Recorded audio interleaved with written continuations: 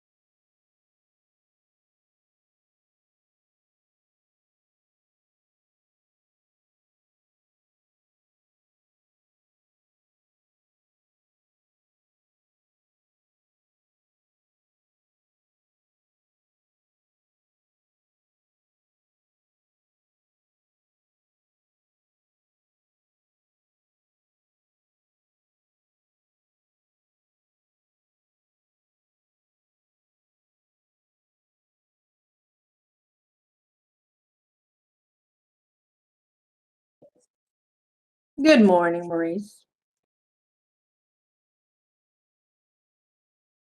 Good morning.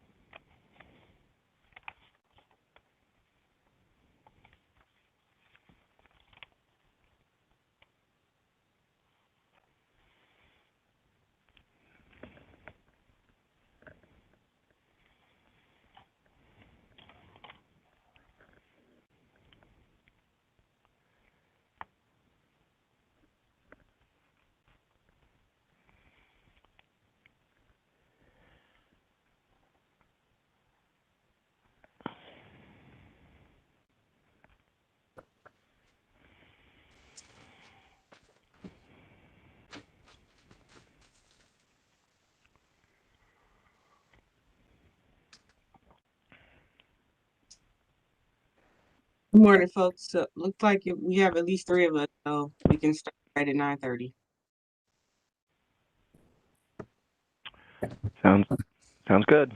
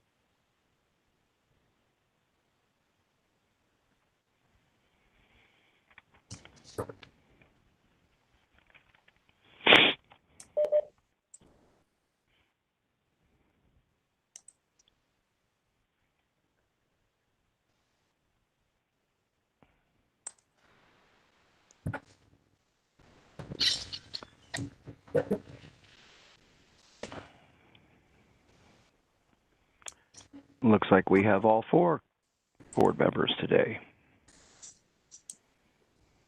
Present and accounted for.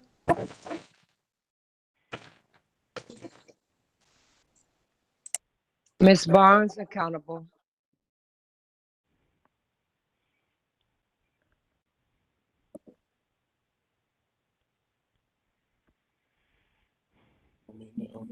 Microphone is on now.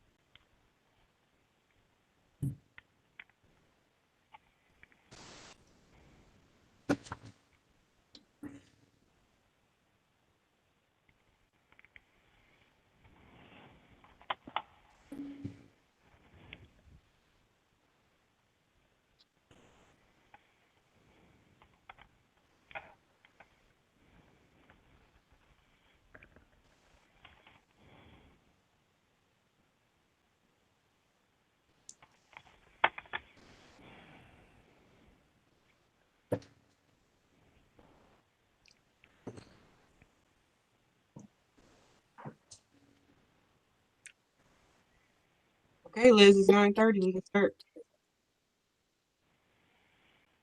Good morning, everyone. My name is Liz Kukla. I'm the Secretary of the Board of Zoning Appeals.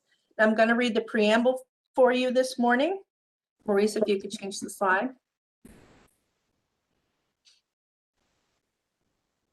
In compliance with notification requirements of the city's open meeting law under COVID-19 emergency declaration, notice of this meeting has been publicly posted. All boards and commissions under the purview of the City Planning Department conducts its meetings according to Robert's Rules of Order. Actions during the meeting will be taken by voice vote. Abstentions from any vote due to a conflict of interest should be stated for the record prior to the taking of any vote. In order to ensure that everyone participating in the meeting have the opportunity to be heard, we ask that you use the raise hand feature before asking a question or making a comment. The raise hand feature can be found in the participants panel on the desktop and mobile version and activated by clicking the hand icon. Please wait for the chair or facilitator to recognize you and be sure to select unmute and announce yourself before you speak. When finished speaking, please lower your hand by clicking on the raise hand icon again and mute your microphone. We will also be utilizing the chat feature to communicate with participants. The chat feature can be activated by clicking the chat button located on the bottom of the WebEx screen. Please note that call-in users can unmute by using *6. All meeting activity is being recorded via the WebEx platform. These proceedings are also being live streamed via YouTube Public View. We have provided a link to the meeting for those who wish to speak on a particular case via our website and email. We've also received emails from those who have provided written comments on a particular matter. Back to you, Madam Chair. Thank you, Liz. Go ahead and call the roll, please. Okay, Mr. Donovan, Here. Ms. Barnes, Ms. Faith, Here. Ms. Britt. Here. All right. Madam let's Chair, call we have the a quorum. Thank you. Let's call this meeting going. All right. Okay, good. So no postponements today. I did see that Councilman Kelly logged on today, so we'll start with his case. All right. Good morning.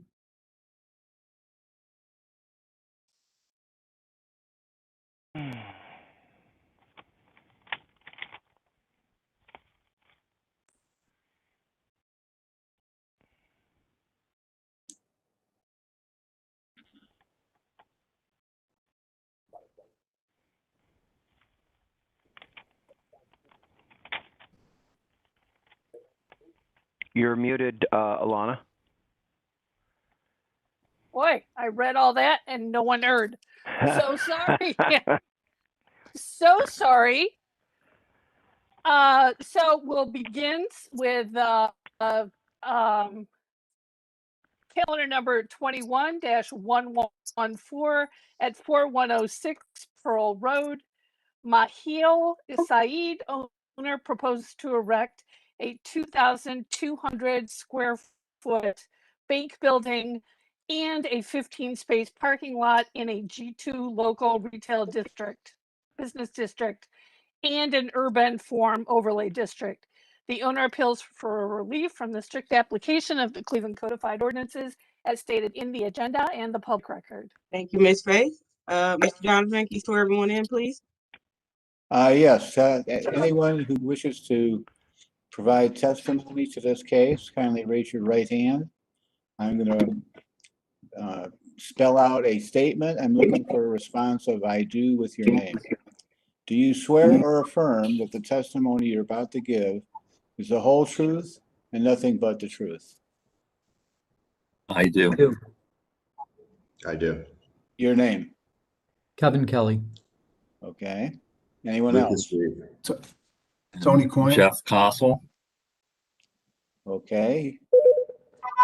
Anyone else? Hearing none, we go to history. Thank you, Mr. Donovan. While you were out, we added that people need to add their address to after they swear in. Those folks that just swore in, can we please have your addresses? Kevin Kelly, 5904 Park Ridge Avenue, Cleveland, Ohio, 44144. Next. Deeds, Cool. 30050 Chagrin Boulevard, Pepper Pike, Ohio, 44124. All right. Anyone else? Tony Coyne, 1001 Lakeside Avenue, Cleveland, Ohio, 44113. Thank you, Tony. Anyone else? And Jeff Castle, 30050 Chagrin Boulevard, Pepper Pike, Ohio. Last call. Anyone else? Lucas Reeve, 4540 Broadale Road, Cleveland, Ohio, 44109. Thank you. Again, last call. Anyone else? Sean. Davidson, 3912 East 156. Wow. That's terrible with connection here. That is, and Are you we're in just, yeah, and is this for the Pearl Road case? We're not asking everyone, just the Pearl Road case. Right. Yeah, exactly. I believe we have Matt Moss that just logged in as well. I don't know if he got sworn in for this. Matt, I know he was having connection issues. Matt, are you testifying on this case? Hello, Matt. Okay. Can't hear you, Matt, on the system. All right, how about now? Yes. All right, I'm here.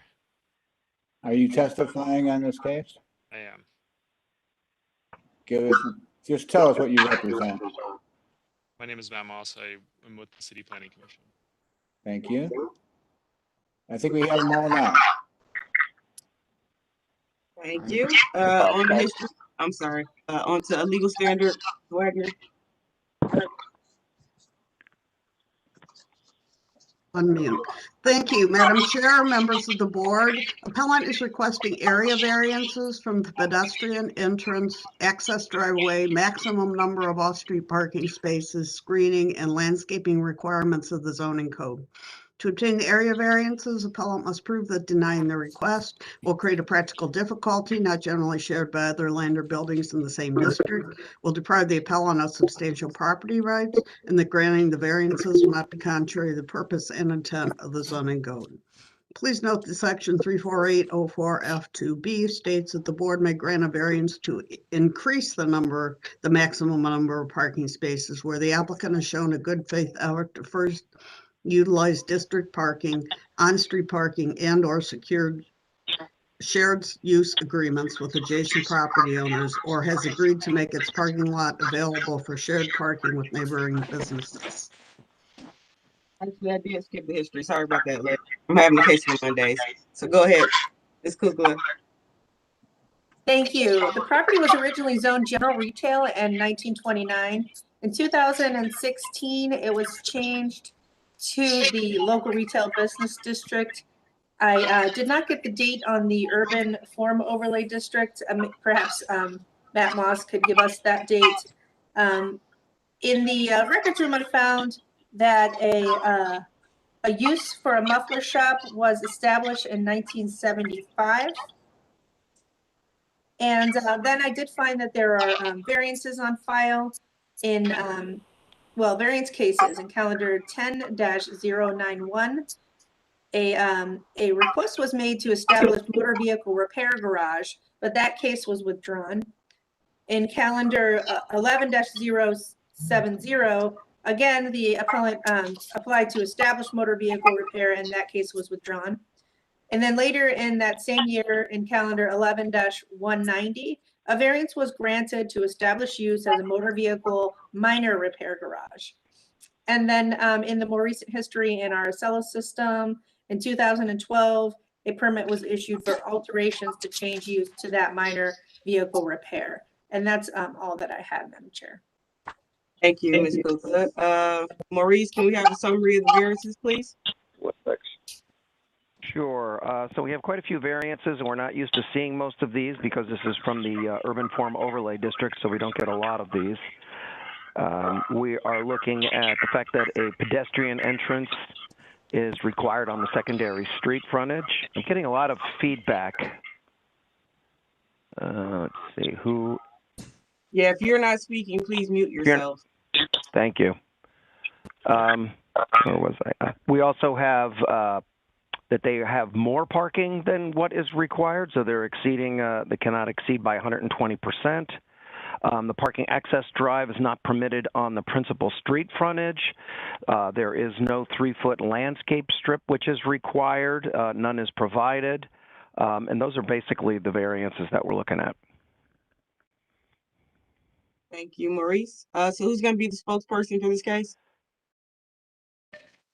This is Tony Coyne. I was going to walk through what's on the agenda to address those variance requests, and Jeff Deeds or Jeff Kossel may also join in.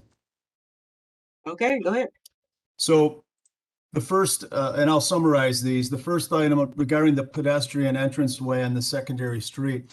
This will be a bank, and banks have their own standards, particularly for safety and security.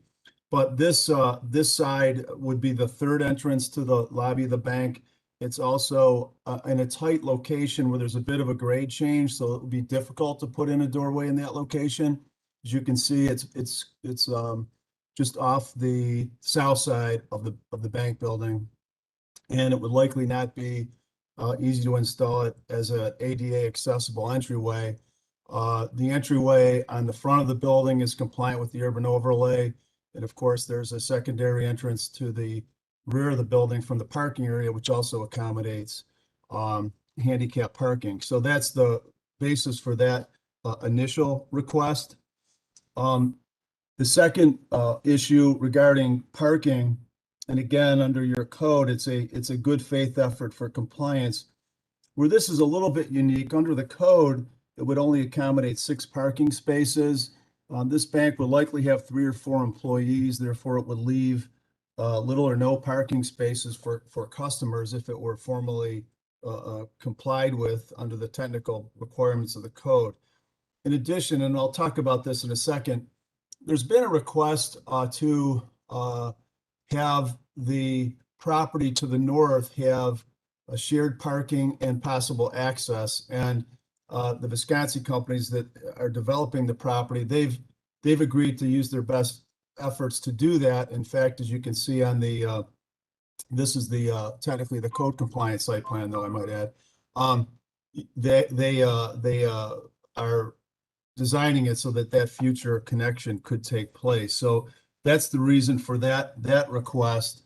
Insofar as the third request, which is the width of the entry drives, I just note that the requested curb cut, which is existing onto Pearl, is one-way entering only. So the access drives onto Henninger are both going to be in and out 2 ways. And normally those are designed at 24-foot aprons. So that's just what would normally be done with a commercial building. I know code says 20, but that would be preferable, and that's why that request was being made. Again, that is more for traffic management and vehicular management when cars turn. So that was that issue. The fourth item on the agenda is the landscape strip on Henninger. So we're clear on that. The masonry wall adjacent to the bank building, Visconsi's in agreement to install that. The part that we'd like to have, not masonry, but shrubbery, is in front of the parking spaces that are on Henninger. If we use shrubs, that should eliminate, car lights if they're on, although it is a bank, but there could be other uses at night, I suppose, or when it gets dark earlier, so that we keep lights from going across the street. There is a house at the very end of the lot, but more importantly, they prefer to have it a little more open since there is an ATM. There are two ATMs in the back part of the parking area. And from a safety standpoint, we think that's really important. And we know just on July 2nd, there was a bank in the area that did have a robbery take place at an ATM. So the bank is very cognizant of that and would prefer that be a nice line of shrubs or boxwoods in that location. And I think, the other item we did submit, and this plan is the code compliant plan that was requested by the planning staff, so that you could see what a code compliant site plan would look like. Again, you can't tell easily, but there's technically not a curb cut out onto Pearl in that location. And I will note that Jeff could contribute to this if you want to, but without that curb cut, there would be no ability really to develop this property. The parcel to the north is not yet owned, but hopefully to be owned. There isn't a current certain use for that, but we recognize that we'll have to be careful and be as compliant as possible with the overlay district, which is the reason for the cross-access easement for the parking area. So I think, and maybe if I could ask Mr. Moss, does that address the main issues that you had flagged in previous correspondence a couple weeks ago?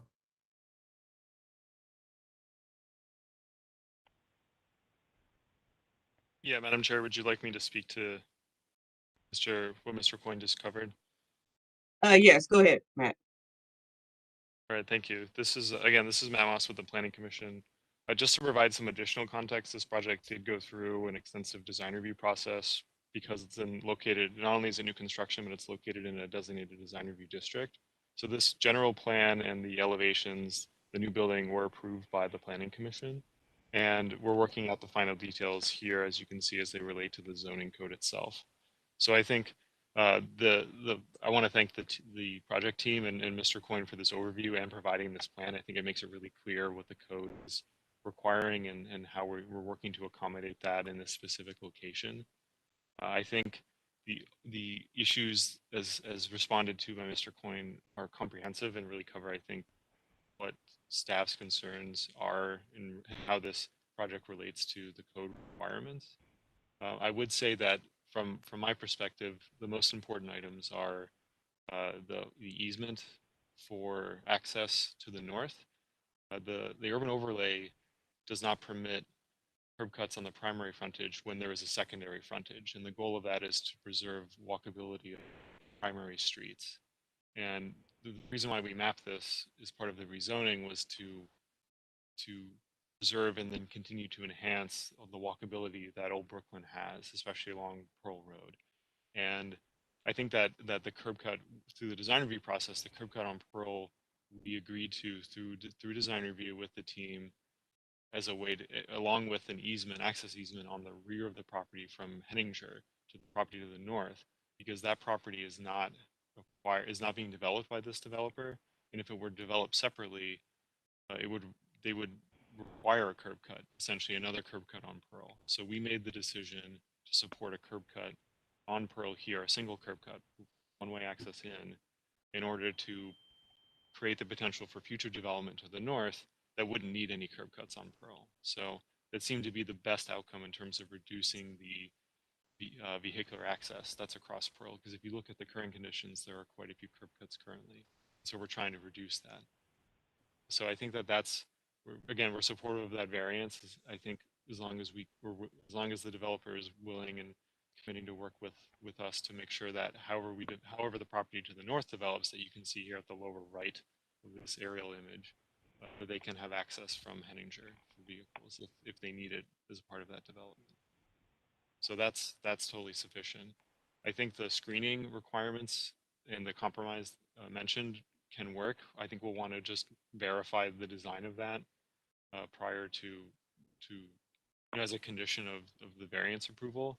I mentioned to the development team that I think a combination, so a screen wall is still preferred closest to the bank building, but along the parking, landscaping, and maybe like a aluminum rail fence, something small, again, nothing that would obstruct views, but generally the code requires it to be 3.5 feet tall. So something to that scale, I think, would be appropriate and is an acceptable compromise. And then the last thing I would say that I think is on my list is the secondary entrance. Because you can see how the bank is laid out, they have an entrance on Pearl and they have entrance to the rear to the parking lot for ADA access. I think a good alternative would be, instead of providing another doorway on that frontage, would be to just provide a pathway that if it can be graded appropriately from that rear entrance to the sidewalk. So trimming that screen wall just a little bit, providing a pedestrian path, I think would meet the intent of what the code is trying to accomplish here without requiring a new door on that frontage. So those would be my suggestions and conditions for approval. I think the project team's done a great job working with the city in terms of making this a successful project. The only other thing I would note is regarding them building more parking than the code is required. Again, the reason why that's in the urban form overlay is to try to reduce the amount of land that's being used for car storage. I think that in a lot of cases, especially with projects like this, where parking is needed than perhaps what the code is allowing, if the development team is willing to work, because banks have traditional hours, they work and operate during the day. If there are other land uses and other properties along Pearl that we've identified and see potential for development, and along with the development corporation, that may not be able to provide either a code compliant amount of parking or even enough parking for their operations, which are really two different things. I think if the development team, I mentioned this to them, if they're willing, and if the bank is willing to explore sharing parking in their off hours when they're closed or off peak hours, I think that's a great example of how we can continue to work together to improve the road and make it the most walkable, pedestrian friendly street we can. Thank you. Thank you, Matt. Mr. Coyne, you heard what Matt said. Are you all amenable to those things? Yeah, I think we can for sure make sure the shrubs are 3.5 feet high. The one question I did have about the walkway from Henninger, would that be to the rear door on the west side of the building? Is that what Mr. Moss meant? You can answer, Matt. Yes, that's what I was mentioning as Okay. just a compromise. So if you're walking from Henninger, if you're otherwise accessing this from the rear, you don't need to walk through the parking lot. Okay. Right off the sidewalk. Okay. I think that's the solution to having a doorway specifically facing, like specifically on that southern building wall. Mhm. Okay. Just I'll make sure, Mr. Castle, would that be okay? So we'd have to have the shrubs would have to be 3.5 feet, and you would probably, well, you wouldn't put that screen wall as long because it would come up, you'd have a walkway from Henninger to that walkway to the rear entrance. I'm in agreement with regard to the 3.5 foot shrubs at the west end. The unfortunate thing is the sidewalk along Henninger is almost 2 feet higher than the finished floor of the building. So you can't really have a direct connection there. It would be too steep. So we think that the front entrance, being at the very close to the intersection, we could match the grade, and any pedestrians on Henninger could actually enter the building very easily using that front door, or they could walk through the parking lot in the rear. but doing a direct connection just creates all kind of safety and liability issues. So I'm clear. You mean a walkway to the walkway to the rear door? That's a 2-foot grade change? Just under 2 feet, yes. Oh, okay. Matt, what are your thoughts? I just want to clarify that I'm talking about not to the into the building, but there's that Oh. path behind the building.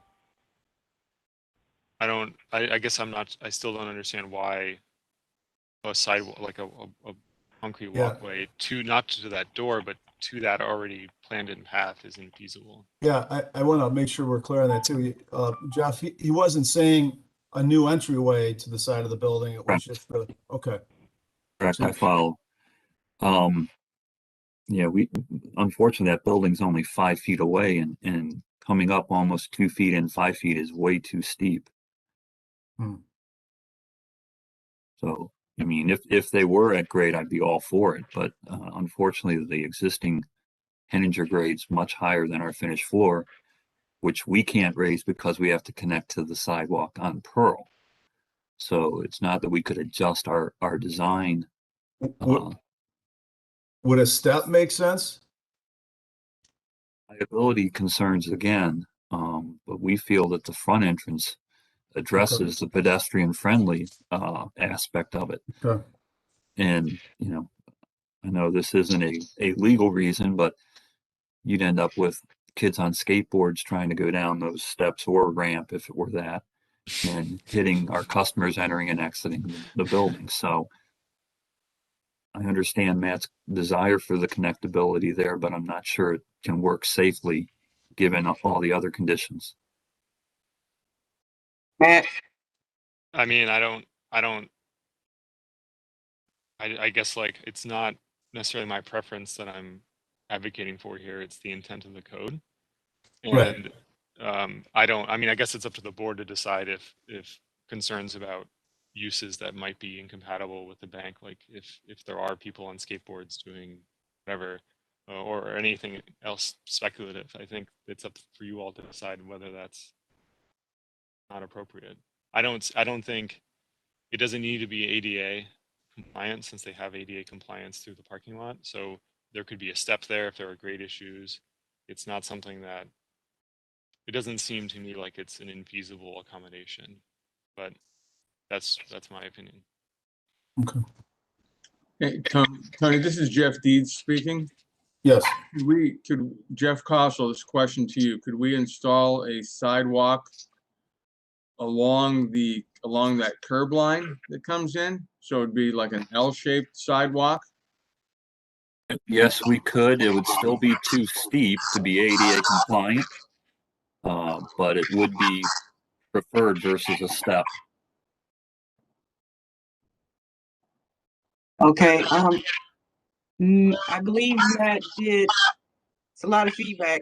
Whoever is not muted, mute please. Okay, I believe Matt did say that that portion did not need to be ADA, so I think we might be working on an agreement here. Is there anyone else from the project team that needs to speak?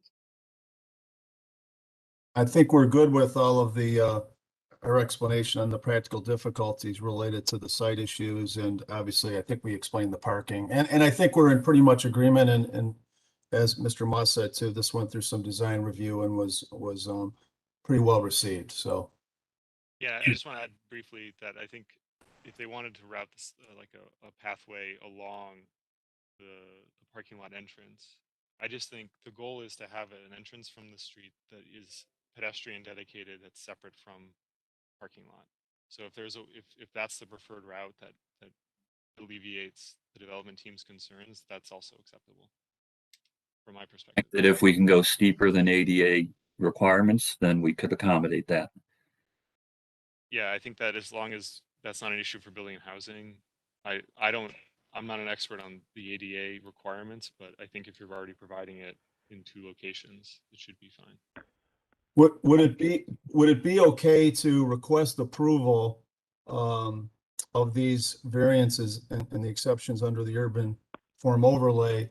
And on that particular issue, would the board be able to refer that to staff and the applicant to to work out. It's such a small issue in some respects, but we want to make sure it's done right. And if it looked like it wouldn't be particularly feasible because of the grade change, that we would, not have to do it. But if it was doable, then we would agree to it. Would that be possible with staff or no? Let's hold that question for 1 second. I want to make sure that I hear from everyone from this case. So is anyone else that signed up that needs to speak outside of the councilman? Yes, good morning. This is Lucas Reeve from the Old Brooklyn Community Development Corporation. Appreciate everyone's time this morning in reviewing this case. Good morning. Good morning. I don't want to belabor any of the additional points. The only point that I did want to make is that one of the things that we feel is critical here is the easement to the property on the north, as Matt Moss highlighted in his statements. I think granting the variance for the apron and the access to Pearl Road is certainly important to development on the southern site here with the bank. But the property to the north has for some time now been a troubled property within Old Brooklyn as it relates to its current condition and its placement, directly across the street from our brand new 25-acre park and a pocket park, both managed by Metro Parks. It's really a key property within Old Brooklyn. And so in order to help facilitate further development on that northern property, that easement through the southern lot is tremendously important to that end.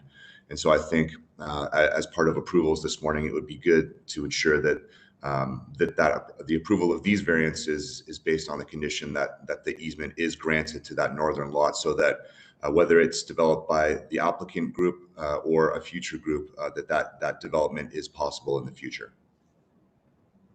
Thank you, Lucas. Lori, is that something the board can add to our conditions or not? I'm sorry, I heard all that, but I'm not really sure what you're talking about. The property to the north is owned by another party?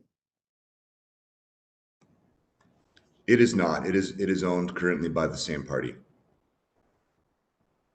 And your request and your feeling is there needs to be an easement for what purpose? So that the future development to the north is able to take place under the urban form overlay, which wouldn't require an additional curb cut and apron access off of Pearl Road. I mean, theoretically, the board can require an easement if it's relevant to the conditions of the variance. I don't think I understand this enough to state if that's the case in this particular case, but. Yeah, I was kind of struggling with that too. That's why I asked you, but okay. You're asking the owner to give an easement so they can develop their property to the north. I mean, wouldn't they do that automatically? Great. If I could just note, we'll use our best faith efforts to agree to that. As a formal condition, it's a little bit tricky because Visconsi doesn't own the property yet, and there's also not an identifiable user. But Mr. Reeves' comments are well taken. We understand that it's a constrained parcel. Something like that probably would be important if it's going to be developed, depending on how it's developed. They've actually talked to some residential developers, but they're not sure that it's a developable site for residential. So I think under the circumstances here, that would not be an appropriate condition for the board to put in. It will be part of the record, however, that it was discussed. Great. Madam Thank you, Chair, Lori. Madam Chair, we have Matt Moss and Elizabeth Kukla with their hands raised. Okay. Go ahead. We'll hear from Liz since we heard from Matt already. Hi, so regarding Lori's comment about not really understanding what they wanted to do, my understanding is that the future development, that the easement would allow for the future development to get rid of the current curb cut. So it is restricting the future development of that property to the north, while giving them the main access, or the only access would be from Henninger. So I guess to the appellant, is that, or even Matt Moss or Lucas Reeve, is that the understanding that the future development would be restricted by this this easement agreement?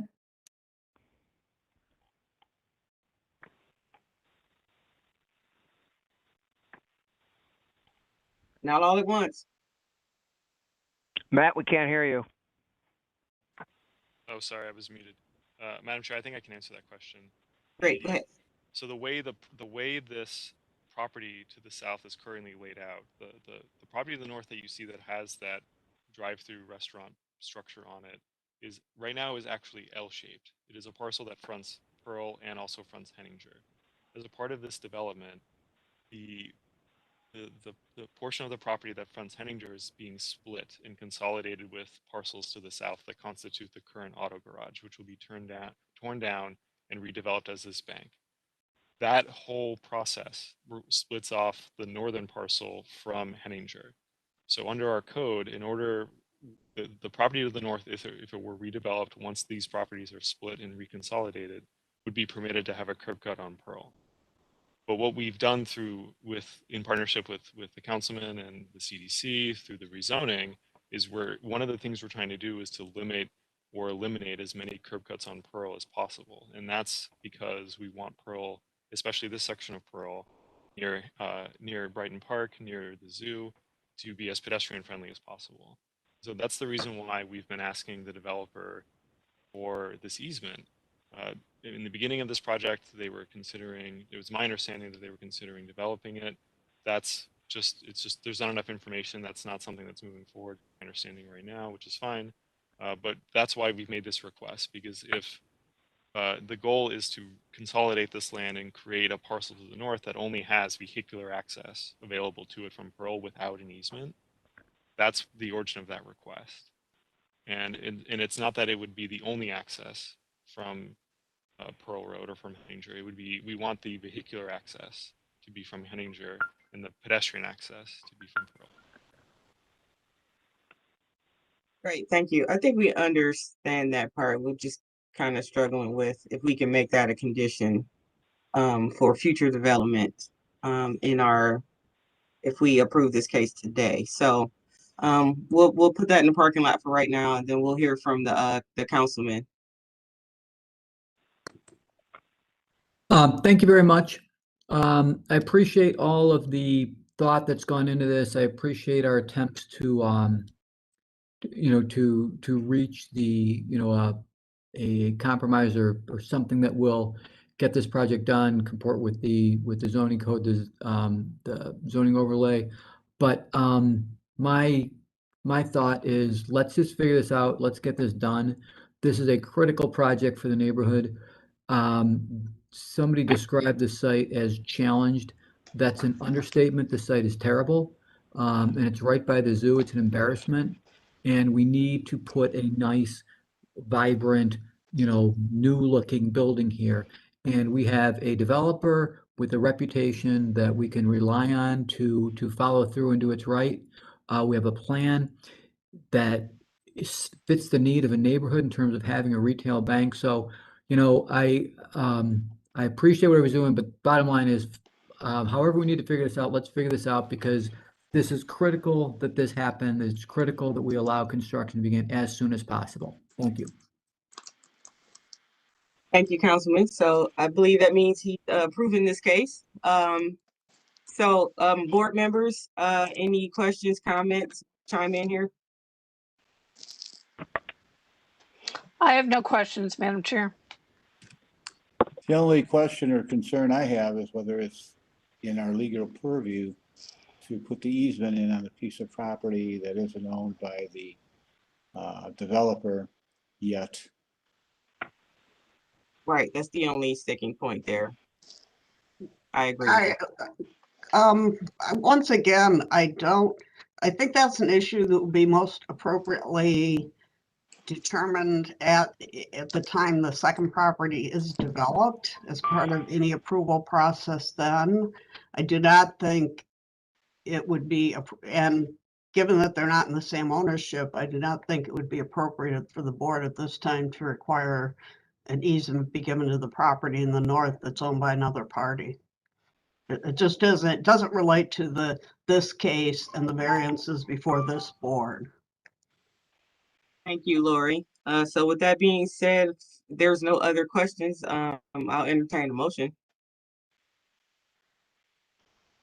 Madam Chair, based on the testimony and the, I think, very detailed response to the variance questions regarding the development project, I would move that we would support those variances, noting that there is an easement that has been brought up in terms of connecting the two properties in the future, something that we are unable to do due to the current ownership.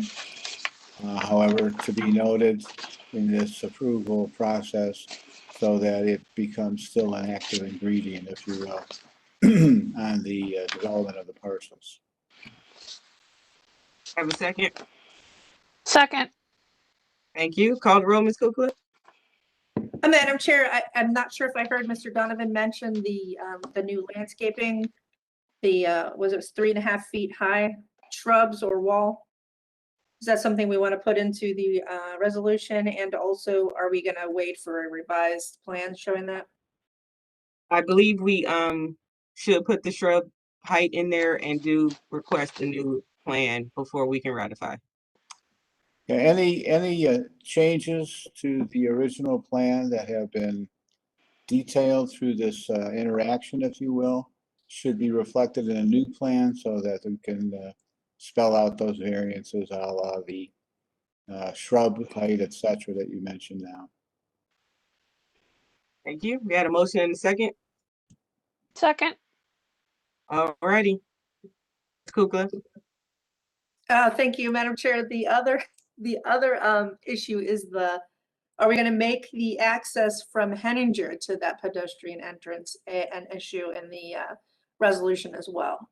We're going to make that a requirement. I believe they agreed to the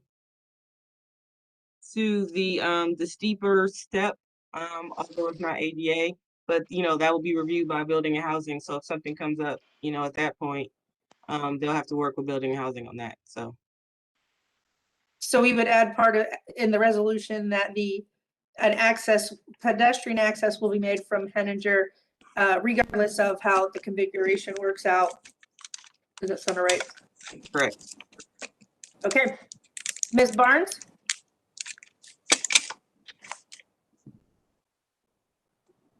Can I add, this is Jeff Dietz. Can I add something just real quickly about that sidewalk?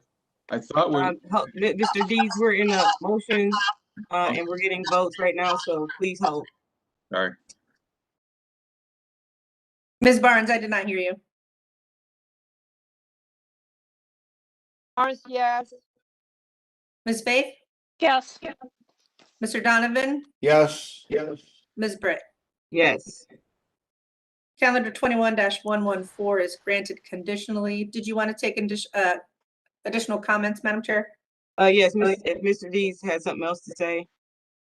Yeah, I just first of all, thank you very much, and thanks for taking this little extra time for me.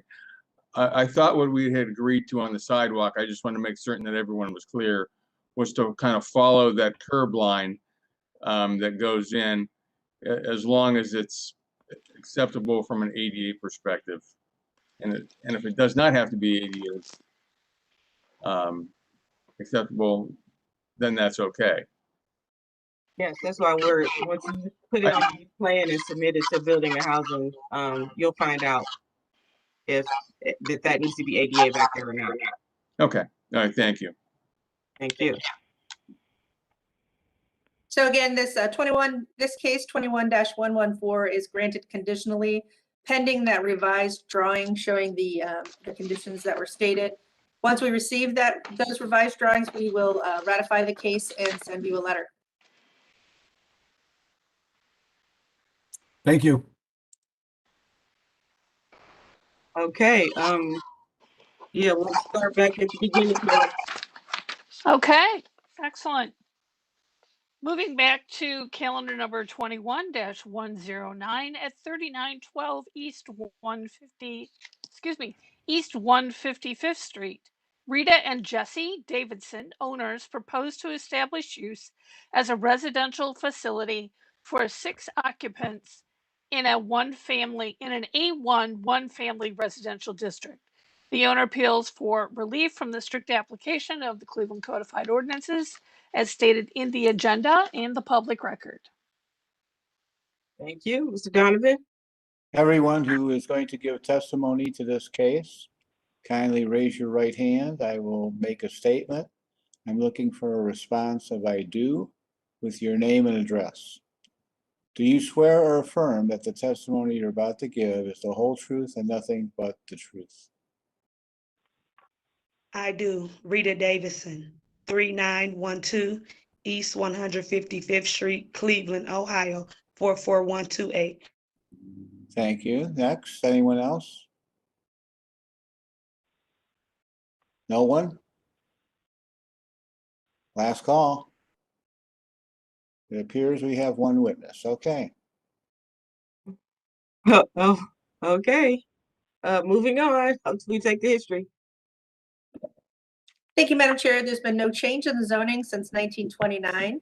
In the records room, I found that in 1935, a permit was issued to erect a single-family dwelling. 1978, permit was issued to apply aluminum siding. There are no variances on file in our office, and in the Acela system, we found nothing of note. Back to you, Madam Chair. Thank you, Ms. Kugler. We'll have the legal standard, please. Thank you, Madam Chair, members of the board. Appellant is requesting a use variance. To obtain the use variance, appellant must prove that denying the request will result in an unnecessary hardship particular to the property, such that there will be no economically feasible use of the property without the variance, will deprive the appellant of substantial property rights, and the granting the variance will not be contrary to the purpose and intent of the zoning code. Thank you. Maurice, a quick summary, please.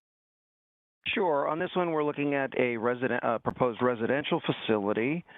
They are looking for 6 individuals, and the zoning category, the one family district, only allows up to 5, and they are also within 1,000 feet of another residential facility. Thank you. Ms. Davidson, go ahead and present your case. Yes, first off, I want to thank you all for taking the time out to speak with me. But I did update one of the items on my application, which was the residence. I changed it from 6 to the number 5. And I do know that there are residence homes around me within 1,000 feet.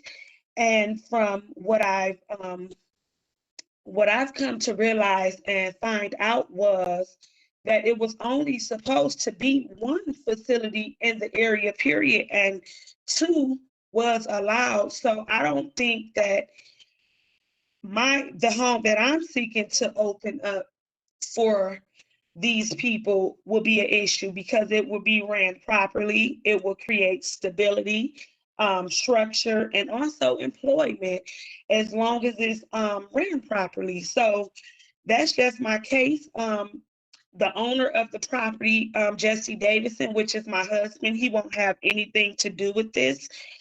I have a love for people, so this goes deep down in my history of growing up in foster care, and even a mom having foster children.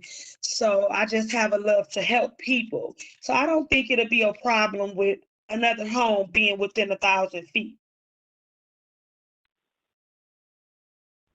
Okay, I understand. Madam Chair, this Yes. is Lori Wagner.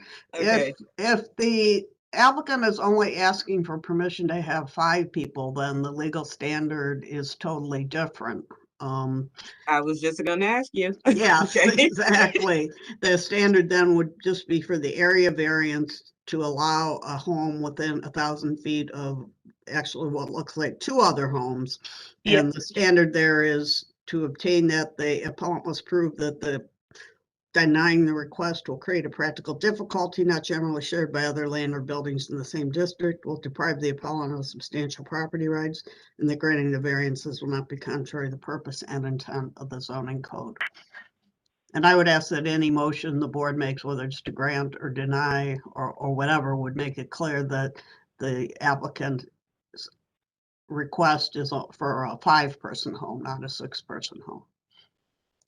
Thank you, Ms. Wagner. Yeah, and I was also going to tell the appellant, I know that you probably feel like that it's not a situation to have others in 1,000 feet, but it is the law of the city. So that's why you had to come here, because you're in violation trying to put this home here with 2 other homes in 1,000 feet. So I'm sure our board has some questions for you. So if anyone wants to chime in.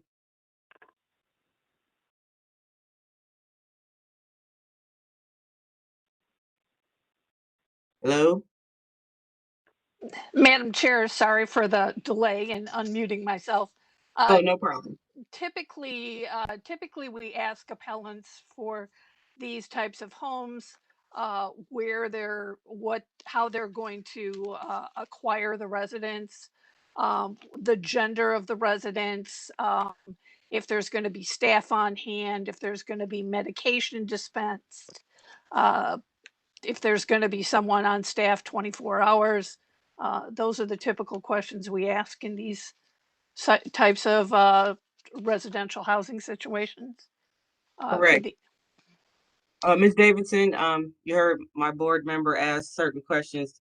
Yeah, we need to know like who want to put in this house, what's the gender, hours of operation, staffing. Have you talked to your community? Have you talked to your neighbors, the council person, that kind of stuff. So I'm not even sure if you know that were required to do all that before you came here.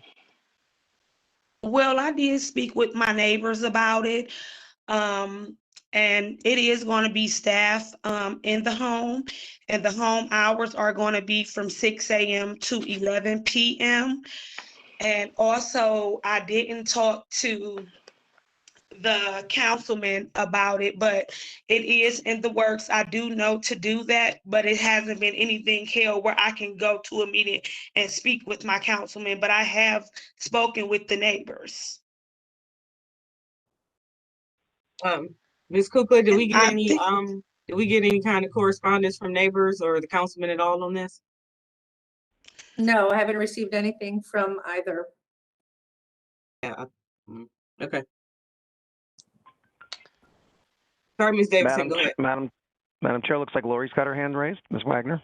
Ms. Wagner? Yes, could the appellant clarify, you said the hours are 6 to 11. Is this not a residential home where people will be living? Oh, people will be living there. It's a residential home. And you will have staff there? Yes, it will I be believe that was staff the there. staffing hours. Yeah, I could be wrong. Are those the staffing hours, the 6 a.m.? Yes, those are the staffing hours, 6 a.m. to 11 p.m.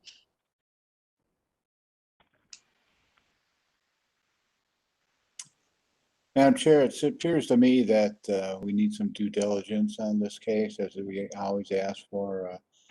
I think Alana outlined the information we need, the actions we need to be taken. And I think chief among those is obviously the engagement of the city councilman. Okay. So Mr. Donovan, are you asking for a postponement here? I'm suggesting that we usually get a postponement when we don't have those answers and actions, and therefore, in this case, we would be justified again to ask for a or have the appellant ask for a postponement so she could address those things. Yeah, Ms. Davidson, so what my board member is saying is normally we get a lot of these houses that come to the board, and we want to make sure that the community is aware of them, and has, some input on what's going on, as well as how you're going to run this house, so we need to see some kind of, plan on how you plan on running the house, staffing hours, those kind of things, so we can make a decision. So I don't know if anyone told you that before you had to come here today, but that's the kind of information we need before we can make a decision. You understand that? I understand, and I wasn't told that, so I can definitely get these things. Wonderful. And try to talk to the councilman, so you can, engage him and he'll help you engage the community. So it's Okay. 30 days. You think 30 days is enough time for you? Yeah, I'll be due diligent on this case and getting things done properly. Yeah. Wonderful. So you need to ask us for a postponement officially, so it'll be on the record, and then Ms. Kukla can give us a new date. Ms. Davidson, ask us for a postponement. Oh, excuse me, my phone. May I have a No problem. postponement, please, for this case? No problem. The appellant says 30 days is enough time for her. Ms. Kukla, we have. So, Madam Chair, due to the holiday and us not having a quorum that first week in September, we would have to give it the date of September 13th. Okay, sounds good. Are you okay with that, Ms. Davidson? I will be, yes. Okay. All right, so make sure you do all, get all that together first and then come back and then you can present all the information and we can make an informed ruling, all right? Question? Sure. I just want to make sure I go over things and I have everything together. So I need to get with my city councilman, which I knew that I haven't did that yet, but I will. I got with the neighbors. You guys need staffing, how it's going to be ran. In 30 days, I'll come back with a plan for you all, correct? Correct. But have you gotten on that order yet for the shirts? Oh, Madam yes. Chair, I would also recommend that if Ms. Kukla could forward Marka Fields, the neighborhood planner. Yep, She I was might just also about to be say able that. to assist Ms. Davidson with contacting the councilman. And if I owe you any money on that, let me know. I think Councilman Pulisic needs to get No. muted here, but He's ordering Right. a shirt. And, but okay, Ms. Davidson, you got all that, and if you have any questions, Ms. Kukla will email you Ms. Marcus Fields information, and she can help you put that stuff together. Thank you all. Thank you. Okay. Thank you. Pay for the white skis. So, Madam Chair, would you like to go to the case with Councilman Polensek? Yes. Thank you. All right. Excellent. So we have, we're going to move forward to case number 21093. So that's calendar number 21093 at 16115 Waterloo Road. The McPhillips Way owner proposes to erect an 80 feet tall automatic changeable copy digital pole sign in a C2 local retail business zoning district. The owner appeals for relief from the strict application of the Cleveland Codified Ordinances as stated in the agenda and the public record. We will note that the first postponement was made at the request of the city to allow for an update to the notice of nonconformance and re-advertisement. Thank you, Ms. Faith. Mr. Donovan?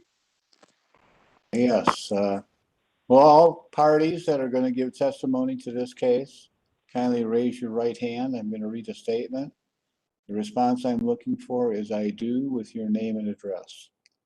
Do you swear or affirm that the testimony you're about to give is the whole truth and nothing but the truth? I do. Address. I do. 16115 Waterloo Road. No, it's your address. You live there? Oh, okay. 30120 Ridge Road, Wickliffe, Ohio. Okay. Anyone else? Tom Phillips, 30120 Ridge Road. I do, Wickliffe, Ohio, with Tom, my son. All right. Anyone else? Yeah, my name's Tom Yankovich. I'm with Ellett Sign Company, 3041 East Waterloo Road, Akron, Ohio, 44312. Councilman Polensek, boarding. Thank you, Mike. Anyone else? Last call. Appears we have them all. Thank you, Mr. Donovan. History, Ms. Cooper?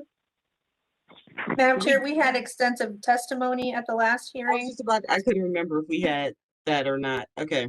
Yes, we can skip that. Just go to the legal standard, please. Thank you, Madam Chair, members of the board. Appellant is requesting a use variance and area variances from the sign regulations of the zoning code. In addition, appellant is appealing the administrative decision of the Planning Commission to deny approval for this sign. To obtain the use variance, appellant must prove that denying the request will result in an unnecessary hardship particular to the property, such as there will be no economically feasible use of the property without the variance, will deprive the appellant of substantial property rights, and that granting the variance will not be contrary to the purpose and intent of the zoning code. To obtain the area variances, appellant must prove that denying the request will create a practical difficulty not generally shared by other land or buildings in the same district, will deprive the appellant of substantial property rights, and that granting the variances will not be contrary to the purpose and intent of the zoning code. With respect to the Planning Commission decision, the standard of review to be applied is whether the administrative decision was illegal, arbitrary, capricious, unreasonable, or unsupported by the preponderance of substantial, reliable, and probative evidence. If the appellant fails to meet this burden, the administrative decision must be affirmed. Thank you, Ms. Wagner. Who's the spokesperson for the case? I can speak. And you are? I'm Sean McPhillips. Sean, thank you. Okay, go ahead, Sean. Hello, thank you for everyone for your time today. So to summarize also what we talked about at the last meeting, originally we had a sign and it had access to the highway, and it helped generate a lot of revenue because a lot of cars go past the highway. They built the wall, and that substantially decreased our residential impact. And we learned with the pandemic, with everyone going in their homes, residential people are a great source of revenue, and this sign, we hope to. Our original plan was it can't be seen by the wall, so therefore the best solution is to make it higher so it can be. So we worked closely with Tom Yankovic and design and our community. We worked very closely with them to design a sign that was very friendly. It dims at night to like the intensity of a candle. It's angled towards the highway. In addition, this property is already pretty close to the highway now. Just in fact, the only thing that's between it is like the road and maybe and the one photographer shop that's closest to it, the Colossal photographer shop. He's aware of the sign project and its design, and he even signed a piece of paper as I discussed the literature with him. So we worked very closely with this community to make it the best sign possible and to help us with this situation we're in. I know there's several variances, and I feel like they've all been addressed by working with our community and making it a very practical and efficient sign of just what it's supposed to do. I do know there are other businesses that have been affected, and one of the examples I like to cite is the Sim sign, which the car ownership actually had the wall taken down. And I know, yes, that's technically in Euclid, but the point was just to illustrate this is not a unique problem to us, and communities there have made a solution to them too. And we're not asking to take the wall down. We know that helps with the sound to some degree. It's not perfect, but we feel like we want to keep what's there and just make what ours is better, and not complain, but to find a solution that works for us, and everyone is happy and wins. Thank you. Is there someone else from this case that got sworn in that would like to speak? Yeah, I'm the owner, the old man. We used to have a sheet metal shop, and we had kept our, 4 people dizzy all the time, and we had to let those people go because the residential sales are down. So yeah, we've been affected on that. And, if that signing would come up, then we could hire people, and it would be best for everyone, you know, the community. So yeah, that would help us. Thank you. Everyone's talking about the wall. I believe in testimony last time we determined that this wall had been up for some time though. So it's not like the wall just popped up like a couple of months ago. About 14 years, yes. Yes. So I just want to make sure that's on record here.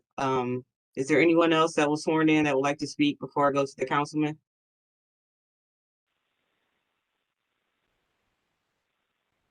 We do have the neighborhood planner, Sharonda Watley, online as well. Rhonda. Good morning. Good morning. Everybody. Hi, I don't have very much more to add. You all had seen this a few weeks ago. I am here to confirm the decision and the comments from the Northeast Design Review Committee as well as the Planning Commission. This proposal was denied at both reviews a couple of months ago. And so a lot of the comment was based on the extreme nature of the variances that were requested. Luckily, we are now recording all of our planning commission meetings, so I was able to kind of go back and refresh myself on some of that commentary from Freddie Collier, director, as well as from a number of the commission members. And so again, this is a really unique sort of ask for this particular area, and I honestly appreciate you all's time here today. So with that, I will hand it over to Councilman Polensek. Before we go to the councilman, Sharonda, just a quick question. Can you just give like just an overview summary of what the comments were in planning commission as well as design review, since one of the variances here is to, you know, appeal that decision? Right. So there was a lot of conversation. I'll start with design review. There was a lot of conversation about the appropriateness of this particular sign. There was a lot of conversation about understanding that they have been a mainstay in this community for many years, many years. There was a lot of conversation about how this sign and the design of it would impact the particular neighborhood. I will add that the design review committee has not approved a new pole sign since I have staffed that particular design review committee. So that would be definitely a break from precedent to approve a new pole sign. And so I think that they were really interested in really understanding the need here. And then also what could potentially be done as an alternative for signage or for drawing attention to this particular business. At the Planning Commission level, a lot of the comments, again, were based on the extreme nature of the variances that were being required. And then also they wanted to more so focus on the design aspects and leave the code issues to this able body. And then also whether or not the determination for a freeway sign, they wanted to leave that determination to ODOT and others. So they really very much so focused on the design and not being comfortable with allowing such an extreme amount of variances. Thank you, Sharonda. Councilman, would you like to chime in? Can you hear me? Yes. Can you hear me? Yep. Okay. I had the opportunity to meet with Sean McPhillips, and I've talked to other merchants and property owners in the area, including not only commercial properties, but residential as well. I think we've all come to the realization that the appellant is asking for a sign that is critical to their business operation in light of the fact that the noise walls did impact not only them, but other businesses in the community. They're at the very end of the arts and entertainment district, so it's not something that I believe will have an adverse effect on the rest of the businesses and operators down the street. And the way they have the sign, proposed sign, on an angle, proposed to be on an angle, again, would not impact the adjacent residential community to the east or to the north. So based on my review of the site, and I walked the site, review and my interaction with the adjacent property owners and neighbors, I am in support of the Board of Zoning Appeals granting the variance to McPhillips. I think it's important for their business operation, and I'm in support of it. Thank you, Councilman. Board members? We do have Elizabeth Kukla with her hand raised. Oh, okay. Go ahead, Liz. Thank you, Madam Chair. Just to remind the board members that this is an electronically changeable sign. And there was testimony at the last hearing that there would be different messages per season and other things such as sales and such. So again, this is just a reminder that this is a digital sign that they're asking for as well. Thank you, Ms. Kukla. Board members?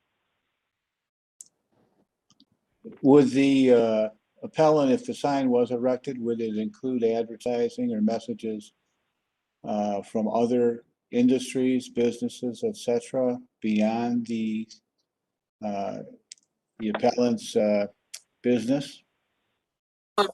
No, it would not. That would make it into the billboard category, though. I think this is a good and practical solution considering the variances.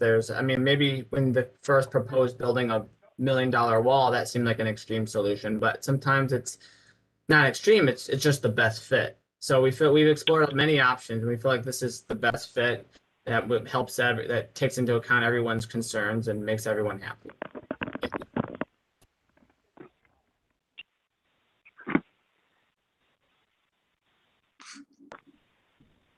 Okay. So is there an argument that the city planning or design review was arbitrary or capricious in their deliberation?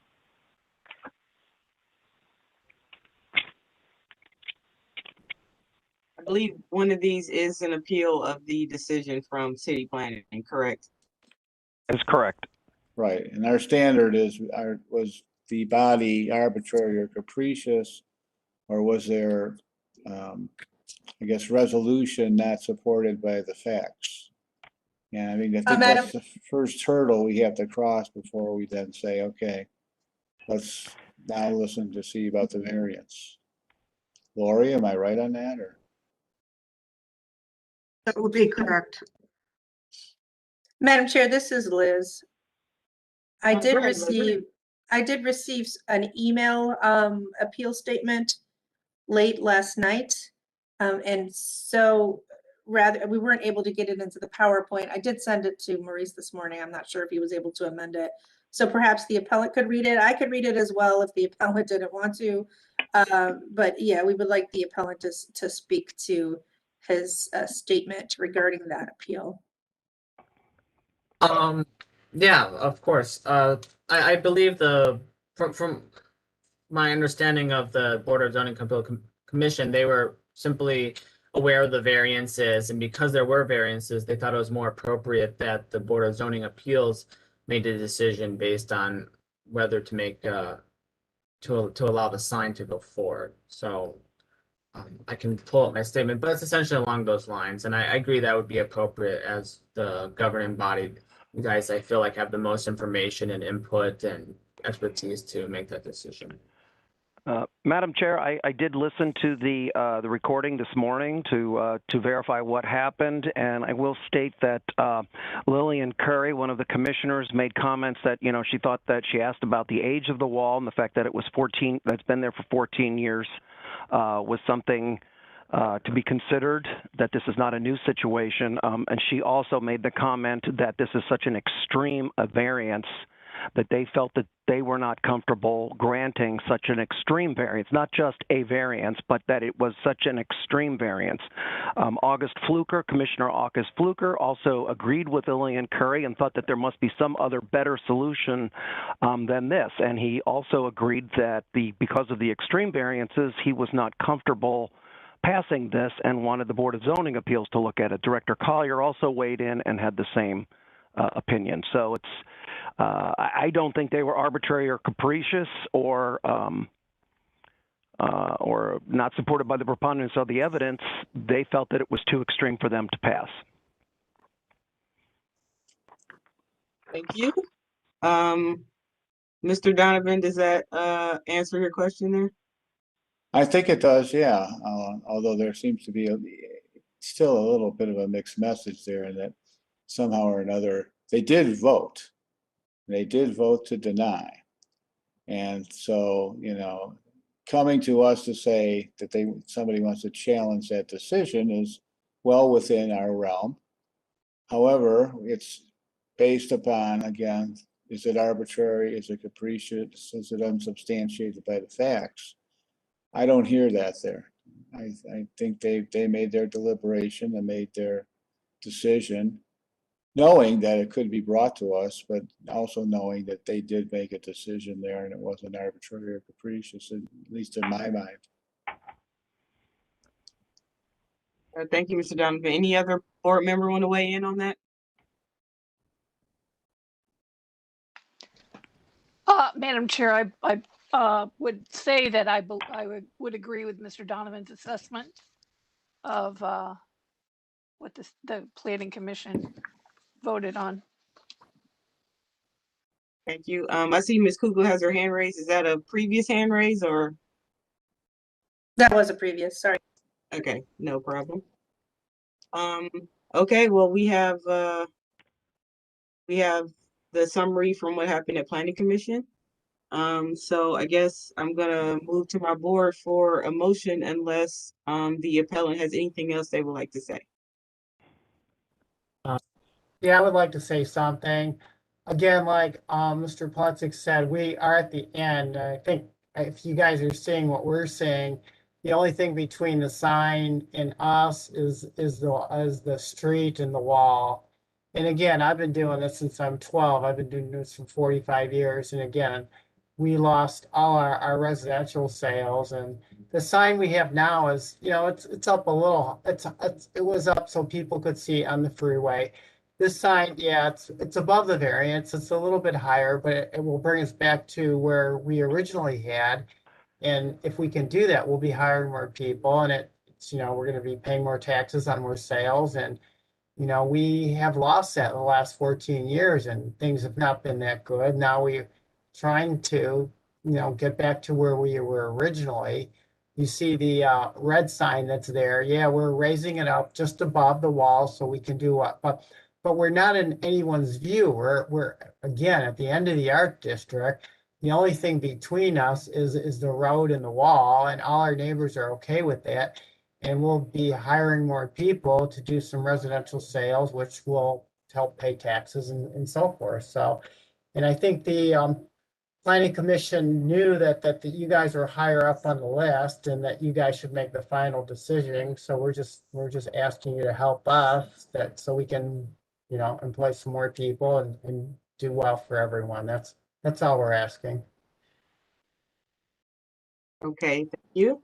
Board, any other questions or comments? If not, I'll entertain a motion.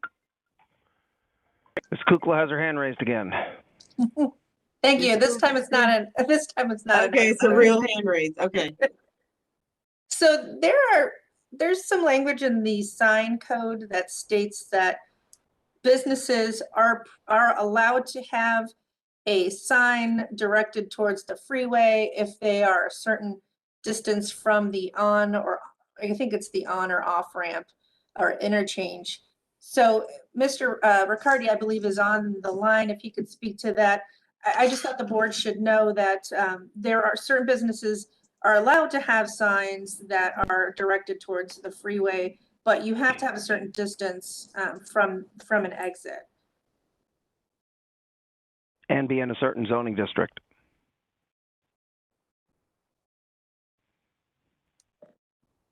Mr. Riccardi? I don't know if he's on here, Liz. Yes, I am. Oh, okay. That is true. The code allows for certain, it's known as a freeway interchange sign, which can be quite high, but this does not qualify for it. I think the distance is 600 feet or 500 feet. But the actual placement of this sign is not close enough to the actual a highway exit or entrance ramp to qualify under the zoning code. Thank you, Mr. Riccardi. But it could lay a case for a variation based on that rather than the current evidence. I mean, the appellant could make a case that although they may not meet the strict application of the language, they do in terms of just the nature of it, at least in my mind. Which could lead us to say that we don't find the planning commission arbitrary or capricious, but then we would look at a variance based on that exception. Does that make any sense to anybody, or? Well, yeah, I was gonna say, I think you just laid that out. So, you wanna make a motion on the planning commission issue first, and then we'll move to the actual variances. Okay, Madam Chair, given the testimony, I do not think that the planning commission or design review was arbitrary or capricious in its deliberation and findings, and would vote that we would find them that way. Have a second? Okay. Second. I would second. Call the roll, please, Ms. Kukla. Ms. Barnes?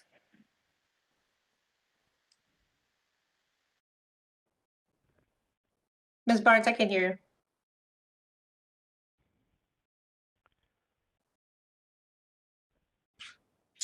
you. Okay, we'll go on to Ms. Faith, Yes. Mr. Donovan, Yes. Ms. Britt. Yes. So this is the separation between the administrative appeal, and now you guys are going to consider the variance request, right? Correct. So can I have a motion for the actual variances for the sign, please? Madam Chair, based on the testimony provided that there is an exception to the rule based on freeway exits and freeway access, although this does not indeed meet that code language, I believe it sets up a legitimate request by the appellant to provide this sign. I would make a motion that we would, under that kind of circumstance, that we would grant the variance to allow the sign with the understanding that the sign will be used only for messaging on the local business itself, will not include any other outside messages or advertising, etc. And that the sign itself, would the business unfortunately go out of business, the sign would be removed.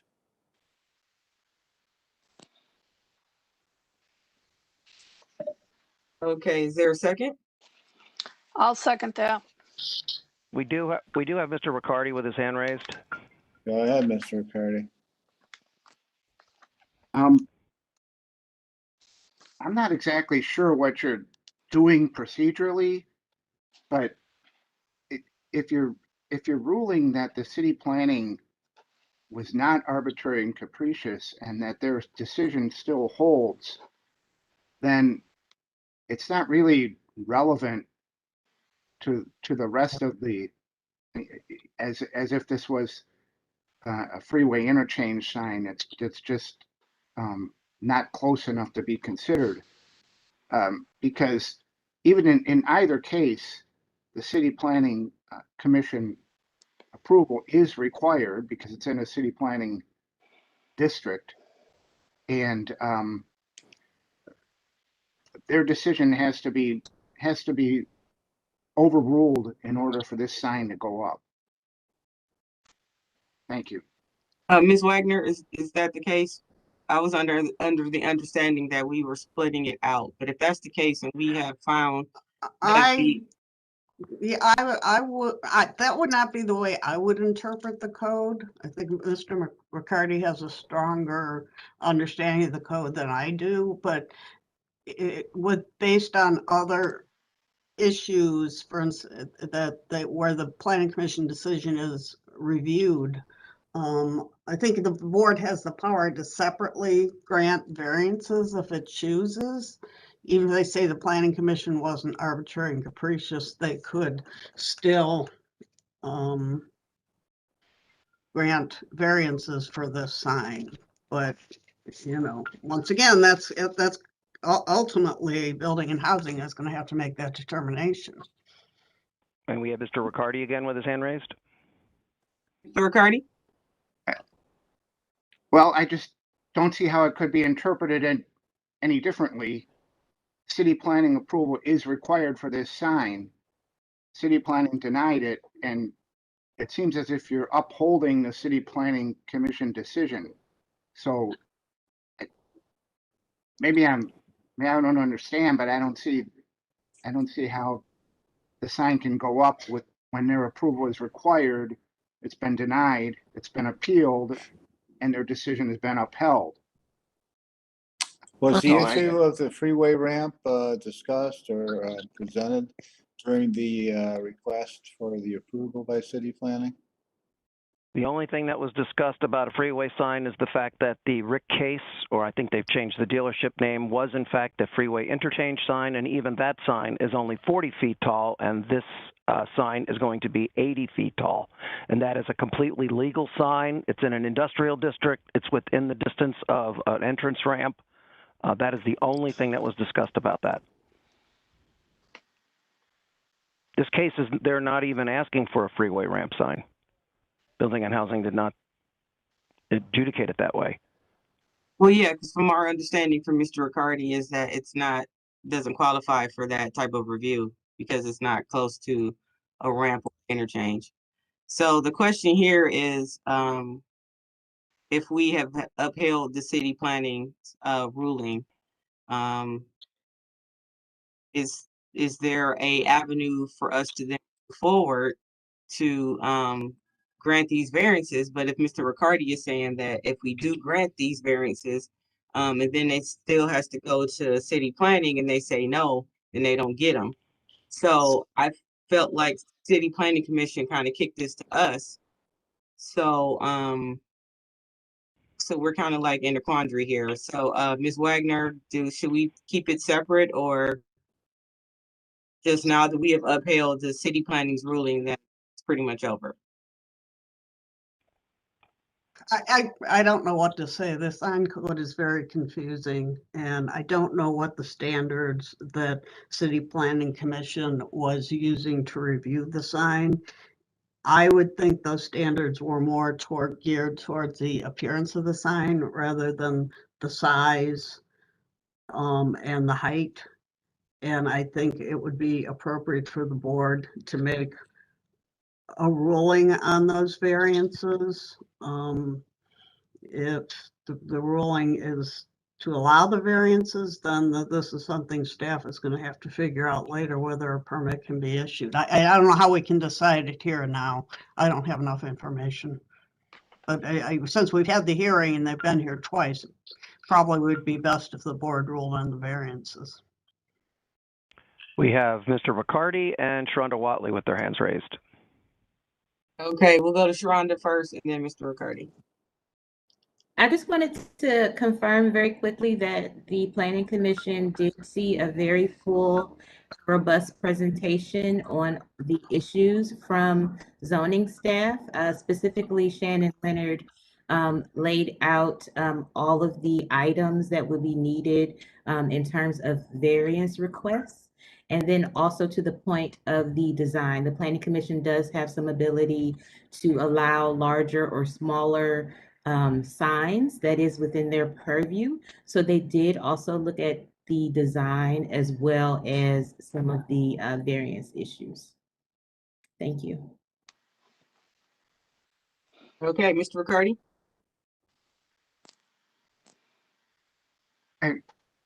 When this kind of thing has come up in the past, whether it's city planning or landmarks, if they don't want to take jurisdiction of the sign and they want to leave it to the Board of Zoning Appeals, they haven't denied it. They've kicked it back. They've dismissed it. They've indicated to Building and Housing that they're kind of like giving up their jurisdiction that's set out in the code, but it hasn't been denied. So, I mean, I guess that's the sticking point here is getting over a specific denial of the application. That's all. Yes, and also the way it's written up here, it's written up as the variances are still listed. And then there's another line for because City Planning Commission denied it. So I feel like the write-up could direct us in a better direction while just having that they are appealing the City Planning Commission and not listing the variances. So that's kind of where we are with this. This is very confusing here. So we've already upheld the city planning's denial of this, and so is there any reason to move forward in granting these variances? So, and I'm not getting too much clear direction here because it seems like this is maybe a first time situation. So I'm not sure what to do. Madam Chair, could I ask a question? It says 34102, the Planning Commission, no building permit shall be issued by the city without design approval by the Planning Commission for development projects which meet the following criteria. And I'm wondering what was the reason that this had to go to Planning Commission to begin with? Is it in a design review district? Yes, it is in a design review district. And also signage that is larger than the allowable square footage has to go to Planning Commission for approval as well. That isn't in this part of the code. It may very well be in another part of the code. I'm not questioning that, but it wasn't written up that way. So if it's the design approval, I can't answer. I have a different opinion than Mr. Riccardi, but I don't know whether I'm right or not. Well, let's do this. We've already upheld the city planning's denial. Mr. Donovan put out a motion to approve the variances as they're listed here. So I would say we, go ahead and vote on that. And then if the fact that the sign has to now go back to City Planning Commission for review and it gets denied, I mean, that might be the end of it. But I'm just gonna wing it here because we're not getting clear direction. And so I feel like we have a motion and a second floor. So we'll vote on that. And then as it makes its way through Building and Housing, we'll find out what happens with that. But I'm not really sure what else to do here. Madam Chair? Yes. This is Liz. So to Lori Wagner, it sounds like also that as the chairwoman stated, we could grant the variances today, and could we remand it back to city planning for the design review? Is that something, I know we remanded things before in the past, but we would be stating that we're granting the variance for the height and size, but that we're acknowledging that design review still has to occur. I suppose that's possible. Like I said, we don't know what Planning Commission was considering, whether they were just considering the design or the whole sign itself. And I don't know, I'd have to review the code more carefully to see if they're required to also approve the sign, the size, the height. I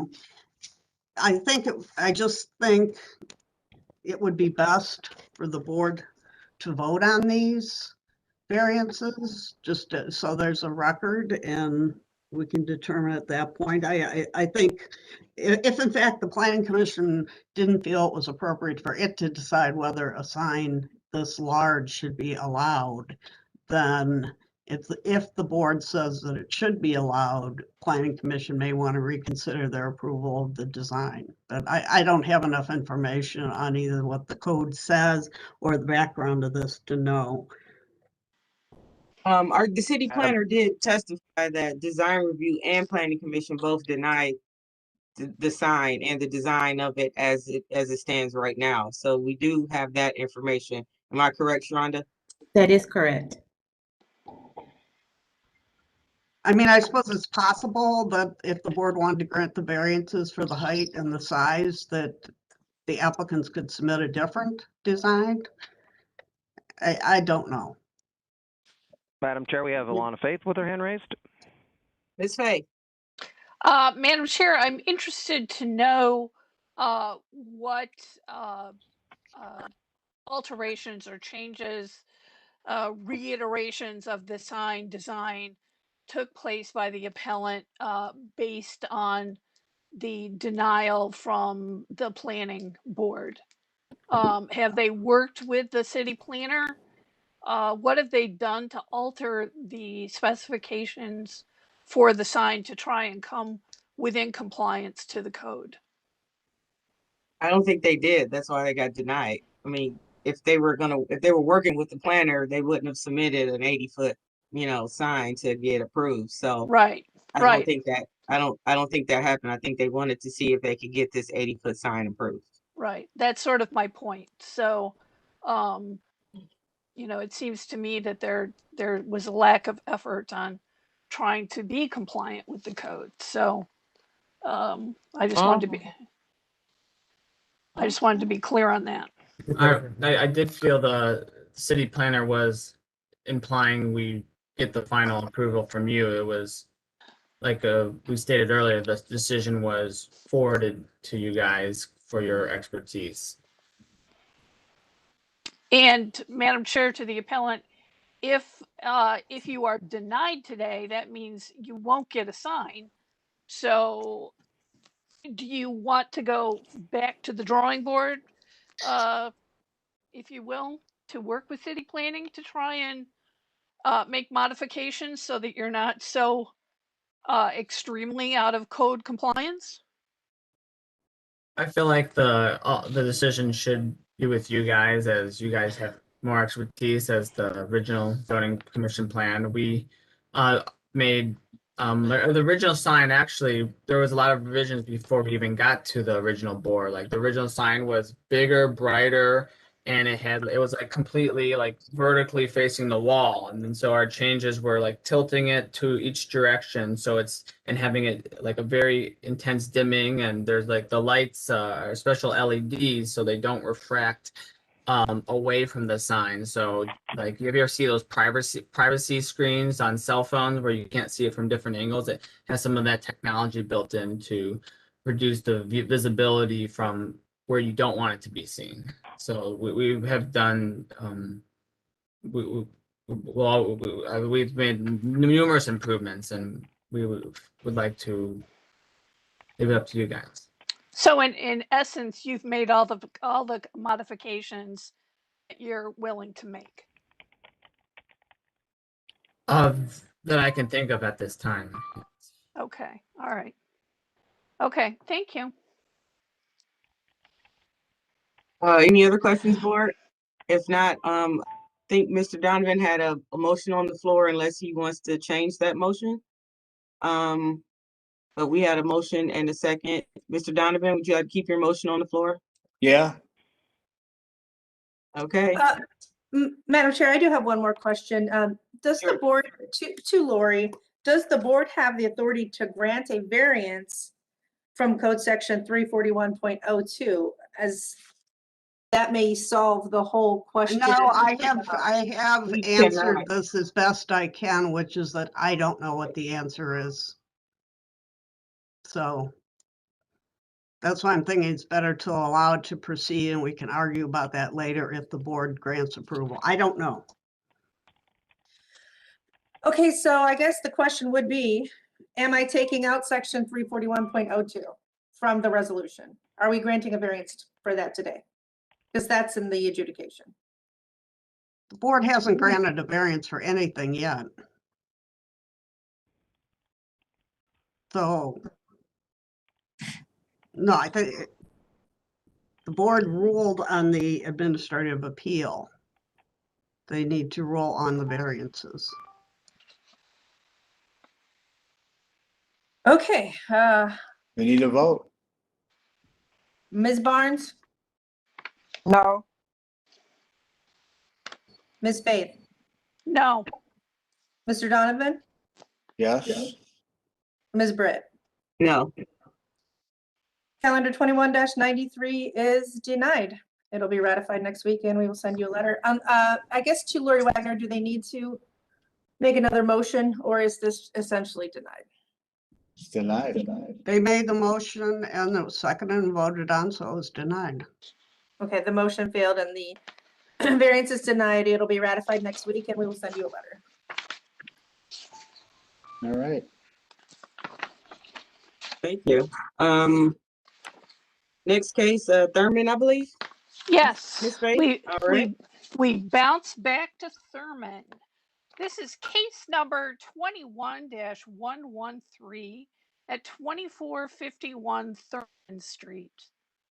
Luz Pelot and Paul Stammies, owners, proposed to erect a 26-foot by 50-foot 3-inch 3-story frame single-family residence with a 2-bay attached garage in a B1 two-family residential district.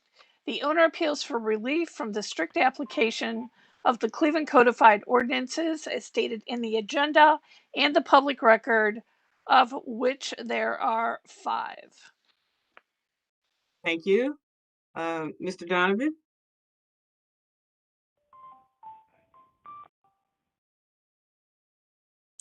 Sorry about that.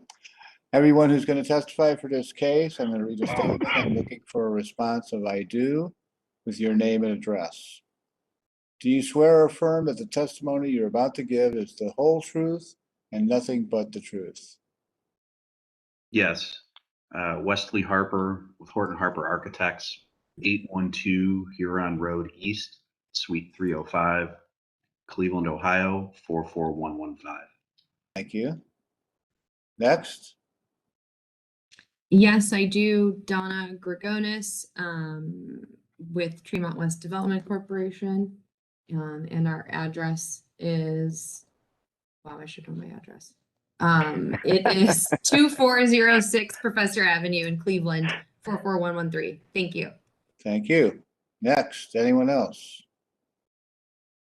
Matthew Moss with the Cleveland City Planning Commission. And I do. Okay.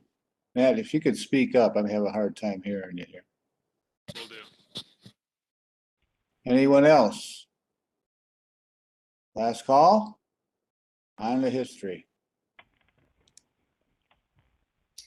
Thank you, Mr. Donovan. This property was originally zoned general retail in 1929. In 1988, it was changed to two-family. In the Building and Housing Records Room in 1910, a permit was issued to erect a dwelling addition. 1917, there was an addition again and alterations and repair.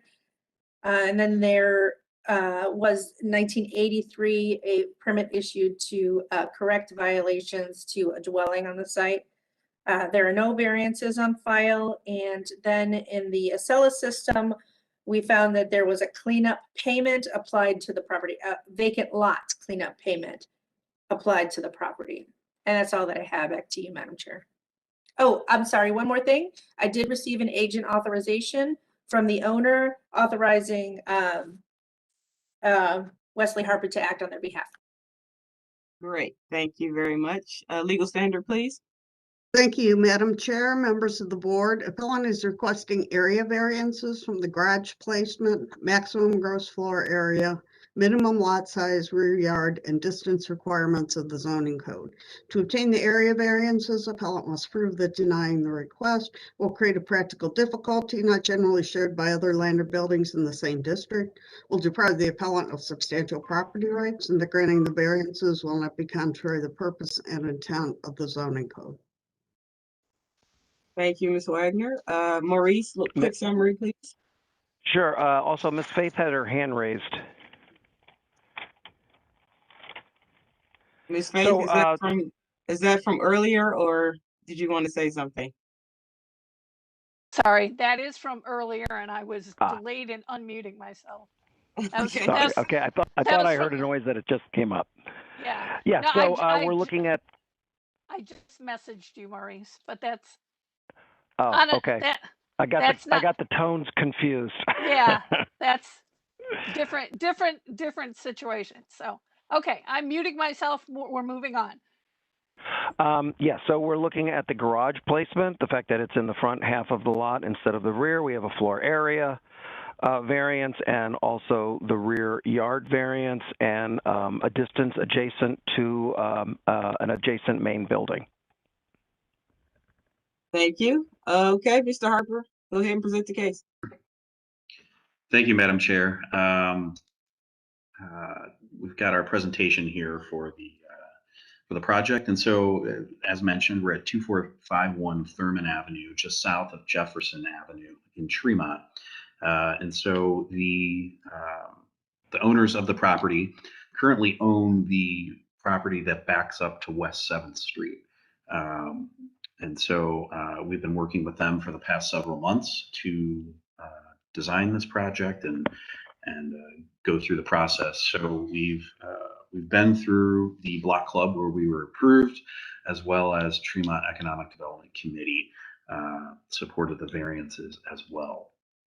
The site you can see here is on one of the currently vacant parcels along Thurman, and Thurman is a rather tight right-of-way, and so there's been even despite that, there's been a fair amount of development over the years in a similar fashion and scale to what we're proposing here today, as well as garage layout and site plan in general. So you can see here the context imagery.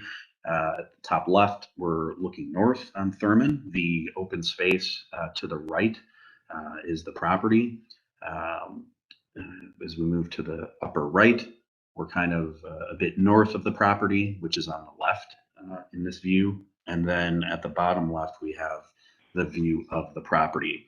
And so basically that telephone pole that you see in the bottom left is give or take the property line of the project. And so obviously a very tight site. This is our zoning submission document that shows our setbacks. Yeah, there we go. And so what we're proposing is a 12'7" setback relative to the property line. And the reason we are working with that number is that, you know, we typically want to see 24 feet for a dimension to back out into a street or an alley. And so that 12'7" plus the dimension of the sidewalk and the dimension of Thurman gets us close to that 24 feet. And so that was kind of the starting point of the site layout. In addition to, you can see at the bottom of the property, the bottom left of the property, we show a ramp sloping up towards the first floor. The idea of this home is that the owners would be able to age in place. And so they're very conscious of handicap accessibility into the house. And so if this house were moved closer towards Thurman, it would minimize the ability to ramp up to the first floor. Another variable that we were contending with is the need to have some outdoor space in the rear of the property. And so with the setback being what it is in the front, we're kind of left with a 10-foot, between 9 and 10 feet of patio space there. So the other setbacks, we've got 3 feet to the south and then 4 feet to the north. You know, typically we usually go to a 3-foot setback on that north side as well. But as you can see, the existing home is right on the property line. And so the 4-foot setback does still allow maintenance of the home over the long term, even though we would be asking for a variance in this case. The home to the north, there's a driveway between us and the existing structure. So, you know, that variance isn't needed to the south. And again, this is kind of a typical new construction project on Thurman. These are typically 3 stories. We do usually work hard to get the garages set back further. In this case, it just wasn't feasible with the requirements of the buyer and the dimensions of the property. Next.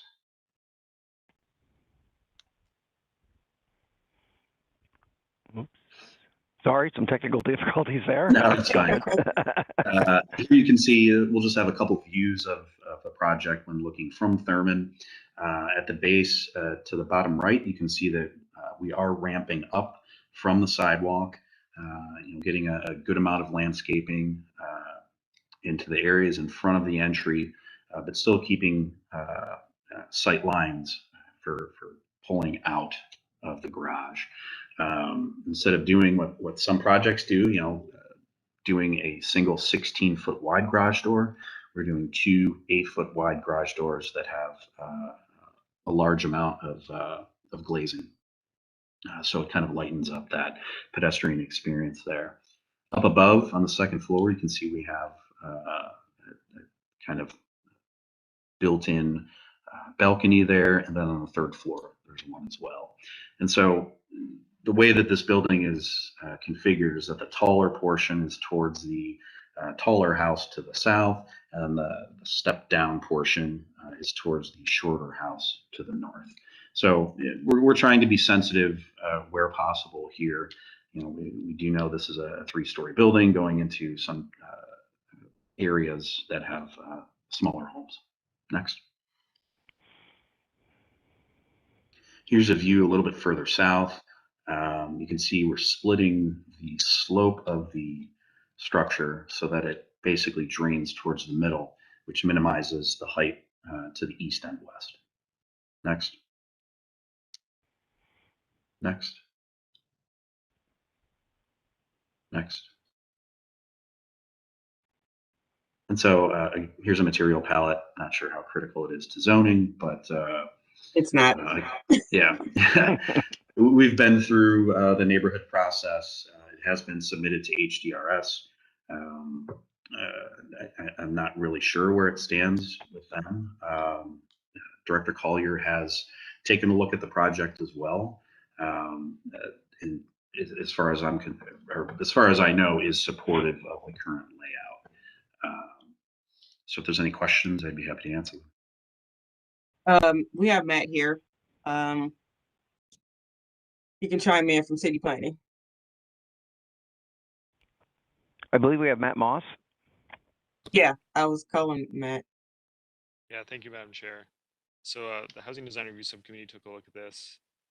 Our recommendations for approval to the director were the front yard setback either be 3 feet or 20 feet. The concern here is that if a car, just given this driveway depth, if a car were parked perpendicular to the street, that it would be blocking little sidewalk there is and extending into Thurman. So that was our main recommendation in terms of the design. We also recommended that the front entry be pulled closer to the street and differentiated from the front-loaded garages. This is a really tight lot. It's difficult to fit a standard home here without a front-loaded garage. But our recommendations really are design, and so don't really relate to many of the variances beyond how they might be modified by the design recommendations that we made through design review. So those are staff's recommendations. Happy to answer any questions you may have. Great, thank you. Donna, would you like to chime in now? Yes, thank you. Good morning, Madam Chair and members of the board. So it was the understanding of both the Block Club and Economic Development Committee that most of the variances requested are related to the small size of the lot. And the South of Jefferson Block Club approved the variances requested. And that there was some concern over the home being constructed so close to the neighboring homes, but the builder has experience in this and has assured that nothing will happen to the neighboring homes by using metal plating to protect the neighboring residences. And the Tremont Economic Development Committee voted in support of the variances in question as well, and they had unanimously approved them. Thank you for your time. Thank you, Donna. Board, any questions? Lori did have her hand up. I don't Yes, know if I that was from did. earlier. Oh, All right, this was written up as a single family house, and I'm looking at the slide on the screen and it says 2-family. So which is correct? The architectural drawings are correct. So you're requesting a 2-family. I have a little bit of a concern about this. The 2-family, of course, is allowed in the district. I'm wondering if it seems like a possibility that a neighbor could object to this as a 2-family when they maybe are not objecting as a 1-family, just as far as density and stuff. I think I would probably leave that to the applicant, but it would be safer if you think there's any potential challenges to this, to re-advertise it appropriately, because it does seem like even though that's allowed, that whether there's 1 family here or 2 might be a factor that someone could consider in whether to oppose or support the variances. yeah, I was just gonna ask, because it is the actual 2-family district, so it is allowed, but you're saying because it was advertised as a 1-family that someone could bring that up later? Right. That's the concern I would have, but I guess, I think I would defer to the appellants to let them decide if they want to take that risk. Yeah, Madam thank Chair, you. Go ahead. Sorry. Sorry, thank you. I believe I mentioned that in the local presentations. I can't be 100% sure, but I think the fact that it is within a 2-family district that I'd be comfortable dealing with any sort of repercussions that would come from that. This seems to happen so often with the write-ups from the building department coming down to zoning, and I frankly missed it on the write-up too. So, but Donna, I saw you had your hand up there too. I don't know if you have any more comment there. yeah, go ahead, Donna, since the Black Club unanimously supported it, do they know this is a 2-family, correct? Donna Gerganis had her hand raised as well. Donna, you're muted. Yeah, I was just Thank calling you. on her. Sorry. Yeah. Thank you. Yeah. I was waiting to be officially called on. Thanks again. So I wanted to make it known that in all of my notes and every meeting that I attended, it was clear that this was a 2-family residence because they did state that they would be using this, as a 2-family home because they didn't intend to rent it out, but they might at some point because the couple does plan to age in place in here. So they wanted to leave that opportunity available. And I do know that the neighbors knew that, and the Economic Development Committee absolutely was aware of that because I have that in my notes and their notes as well. So thank Great. you. Thank you for verifying. That's very important, though. Thank you. Thanks, Donna. So I think we're okay on that, Lori. Thank you for bringing that up. I missed that as well. Madam Chair, Yes. if we could ask Mr. Riccardi if the write-up would be any different, particularly section 355.04B. If you note there, it does say 2-family use shall not be less than 4,800 square feet. And for the record, the description at the top of the notice of nonconformance did say single family, but we do see that language in section 355.04B. So if we can just confirm that there would be no new code sections, if Mr. Riccardi can tell us that off the top of his head, that would be great. It is true that all the variances are the same, whether it's a 1-family or a 2-family house. It is the applicant's appeal, and it's the notice of nonconformance does go to the applicant. So the applicant filed it as a 1-family, but we can make it a 2-family now, and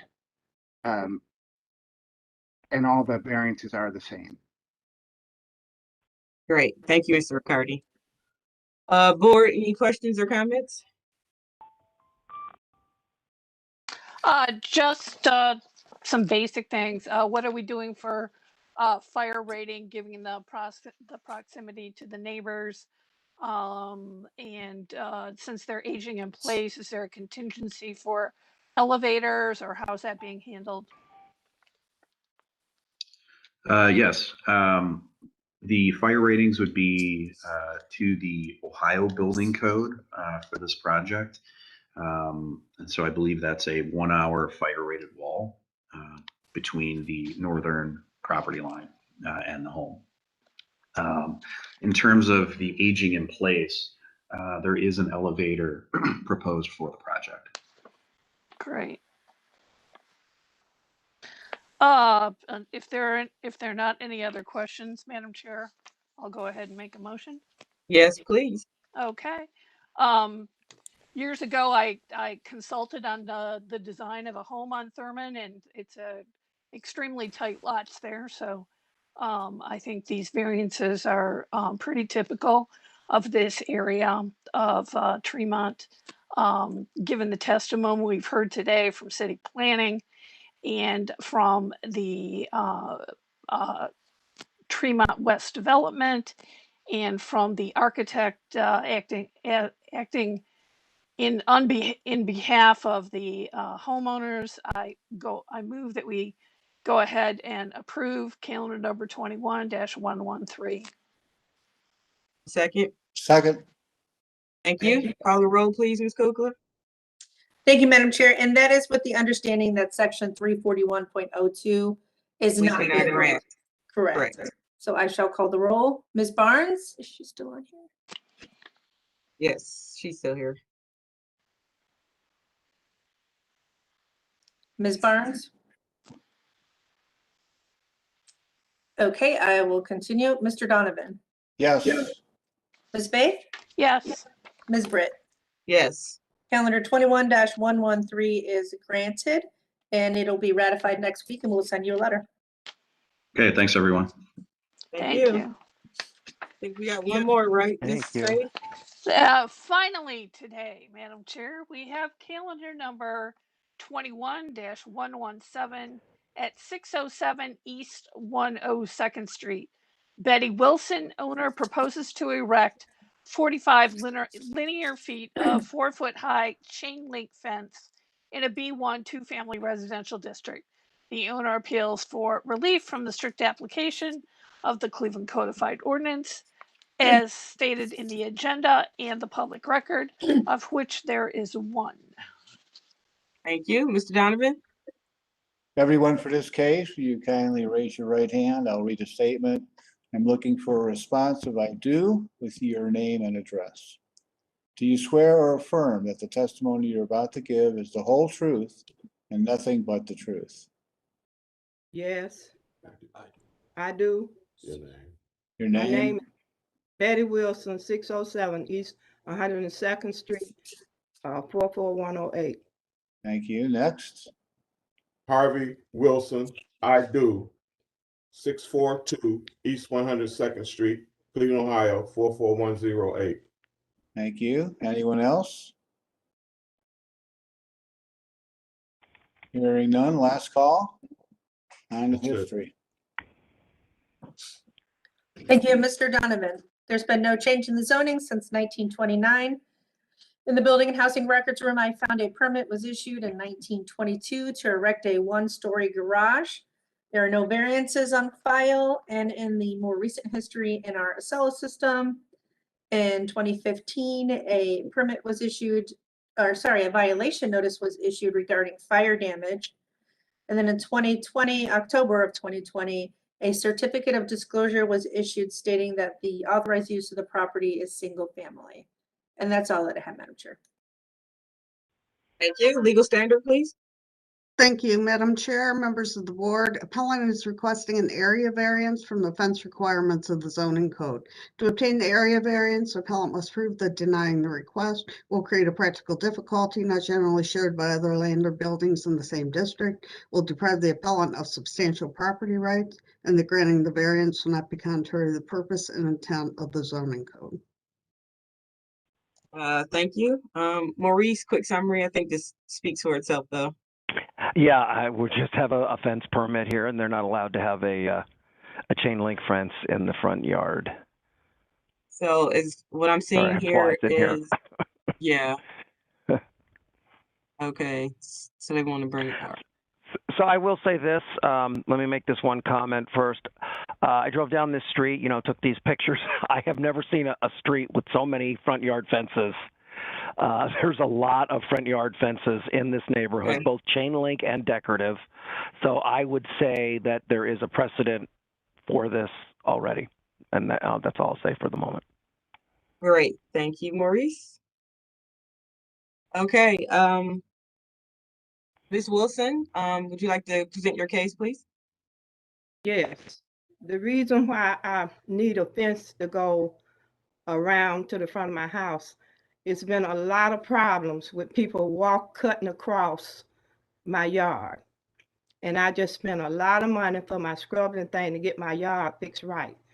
And instead of them going the sidewalk, they cut across.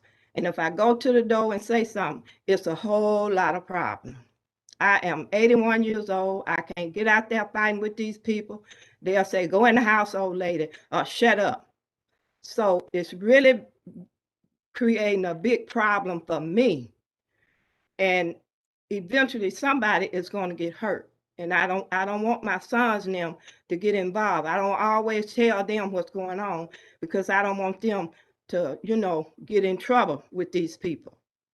And they don't have no respect, no matter what I say. If you call the police, by the time they get there, everything is the person walking across the grass is gone. So it's creating a big problem for me. It's making me uncomfortable to live in my own house. Mm-hmm. It's just because you're on the corner lot, there's a lot of cutting through. Right. And the then corner house. Mm-hmm. right. And then on the other corner, them people got fence all the way around their house. Madam Chair, you can even see in the picture across the street, there's another house with the low chain link fence across their front. And I also have to say that Ms. Wilson takes wonderful care of her house. It really, really spectacular. It looks really great. Wonderful. Board, any questions or comments? Looks like Mr. Wilson had his hand raised back there. Oh, Mr. Wilson, you'd like to say something? Yes, I am her son. I am her oldest son, and I am responsible for all of her landscape. And oh, well, good job. Good job, yeah. Good son. So the house was a terrible wreck. So like she said, we've spent money trying to maintain the property and to beautify her home. And it's causing problems with the neighbors. It's some unruly kids that live across the street. And they're just so smart-mouthed. And as she was saying, I don't want to be too quick-tempered with them because it will create a problem. But to consider this fence being put up around her front yard will create us not being able to have to say anything to those people, and it would be a great help for her. Thank you, Mr. Wilson. Board, questions, comments? Just a quick question to the Wilsons. Is the intent to keep the fence that now goes against the house on that on the corner there? Are you going to keep that division if you continue the fence around to the front, or is your plan to remove that? No, I want to keep it. Okay. All right. Madam Chair, I think this is really a safety concern for Mrs. Wilson. And, we've heard testimony like this before from difficulty with neighbors, and we want to keep her safe. So I move that we go ahead and approve this variance in this situation. Thank you, Ms. Faith. Can I have a second? Is it a black vinyl fence or? No, it's not. Well, the existing one is not. Let's put it that way. It would help with maintenance. They wouldn't have to paint it if it was black plastic coating. Ms. Wilson, what kind of chain link fence were you looking to get? What kind is it? It's the kind that like the existing fence around there already. Contract the people that tried to pull the permit was fence one, Great Lakes fence. So we already paid $1,326, and we paid that April 26th They just have not been able to pull the permit. Correct. So, so you want to continue what you already have there to the front? Yes. Okay, Mr. Donovan. Whatever. I think in this situation, to keep it consistent with what exists is probably reasonable. Okay, we had a motion. Can I have a second, please? Second. Thank you. Call the roll, please, Ms. Cooper. Ms. Barnes? No Okay. one. Mr. Donovan? Yes. Ms. Faith? Yes. Ms. Britt? Yes. Calendar 21-117 is granted. It'll be ratified next week and we will send you a letter. Thank you so much. Thank you so much. I Thank really you. Thank you. Yeah. have a good day. Stay safe. You too. That's the last case. That is Yes. the last case. Just wanted to make one quick informational statement about the previous case. This is a case in point of exactly why I'm always against having the home so close to, building so close to the property line. I mean, because the house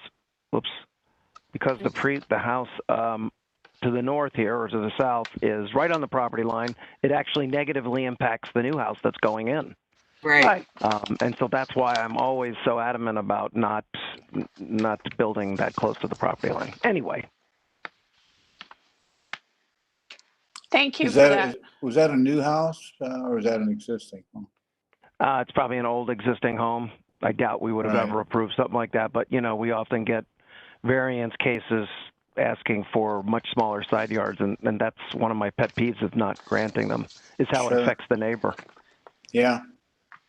And sometimes we do it in a situation where we have a lot split that creates the condition to which the variance is needed. Right. And I think that was an existing house since the architect was addressing the height difference in the plans. All right.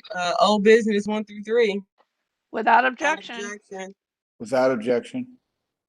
Thank you. And then we have affirmation for calendar number 18-203. They need more time for construction drawings. Without objection? Without objection. All righty. That's it. Okay. All right. Enjoy the rest of your week, guys. Thank you. You too. Ms. Barnes, I hope you're okay. I see you on there still. Yeah.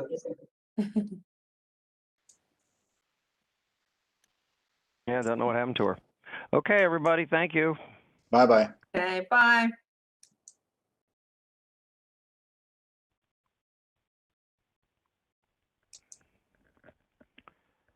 Alana.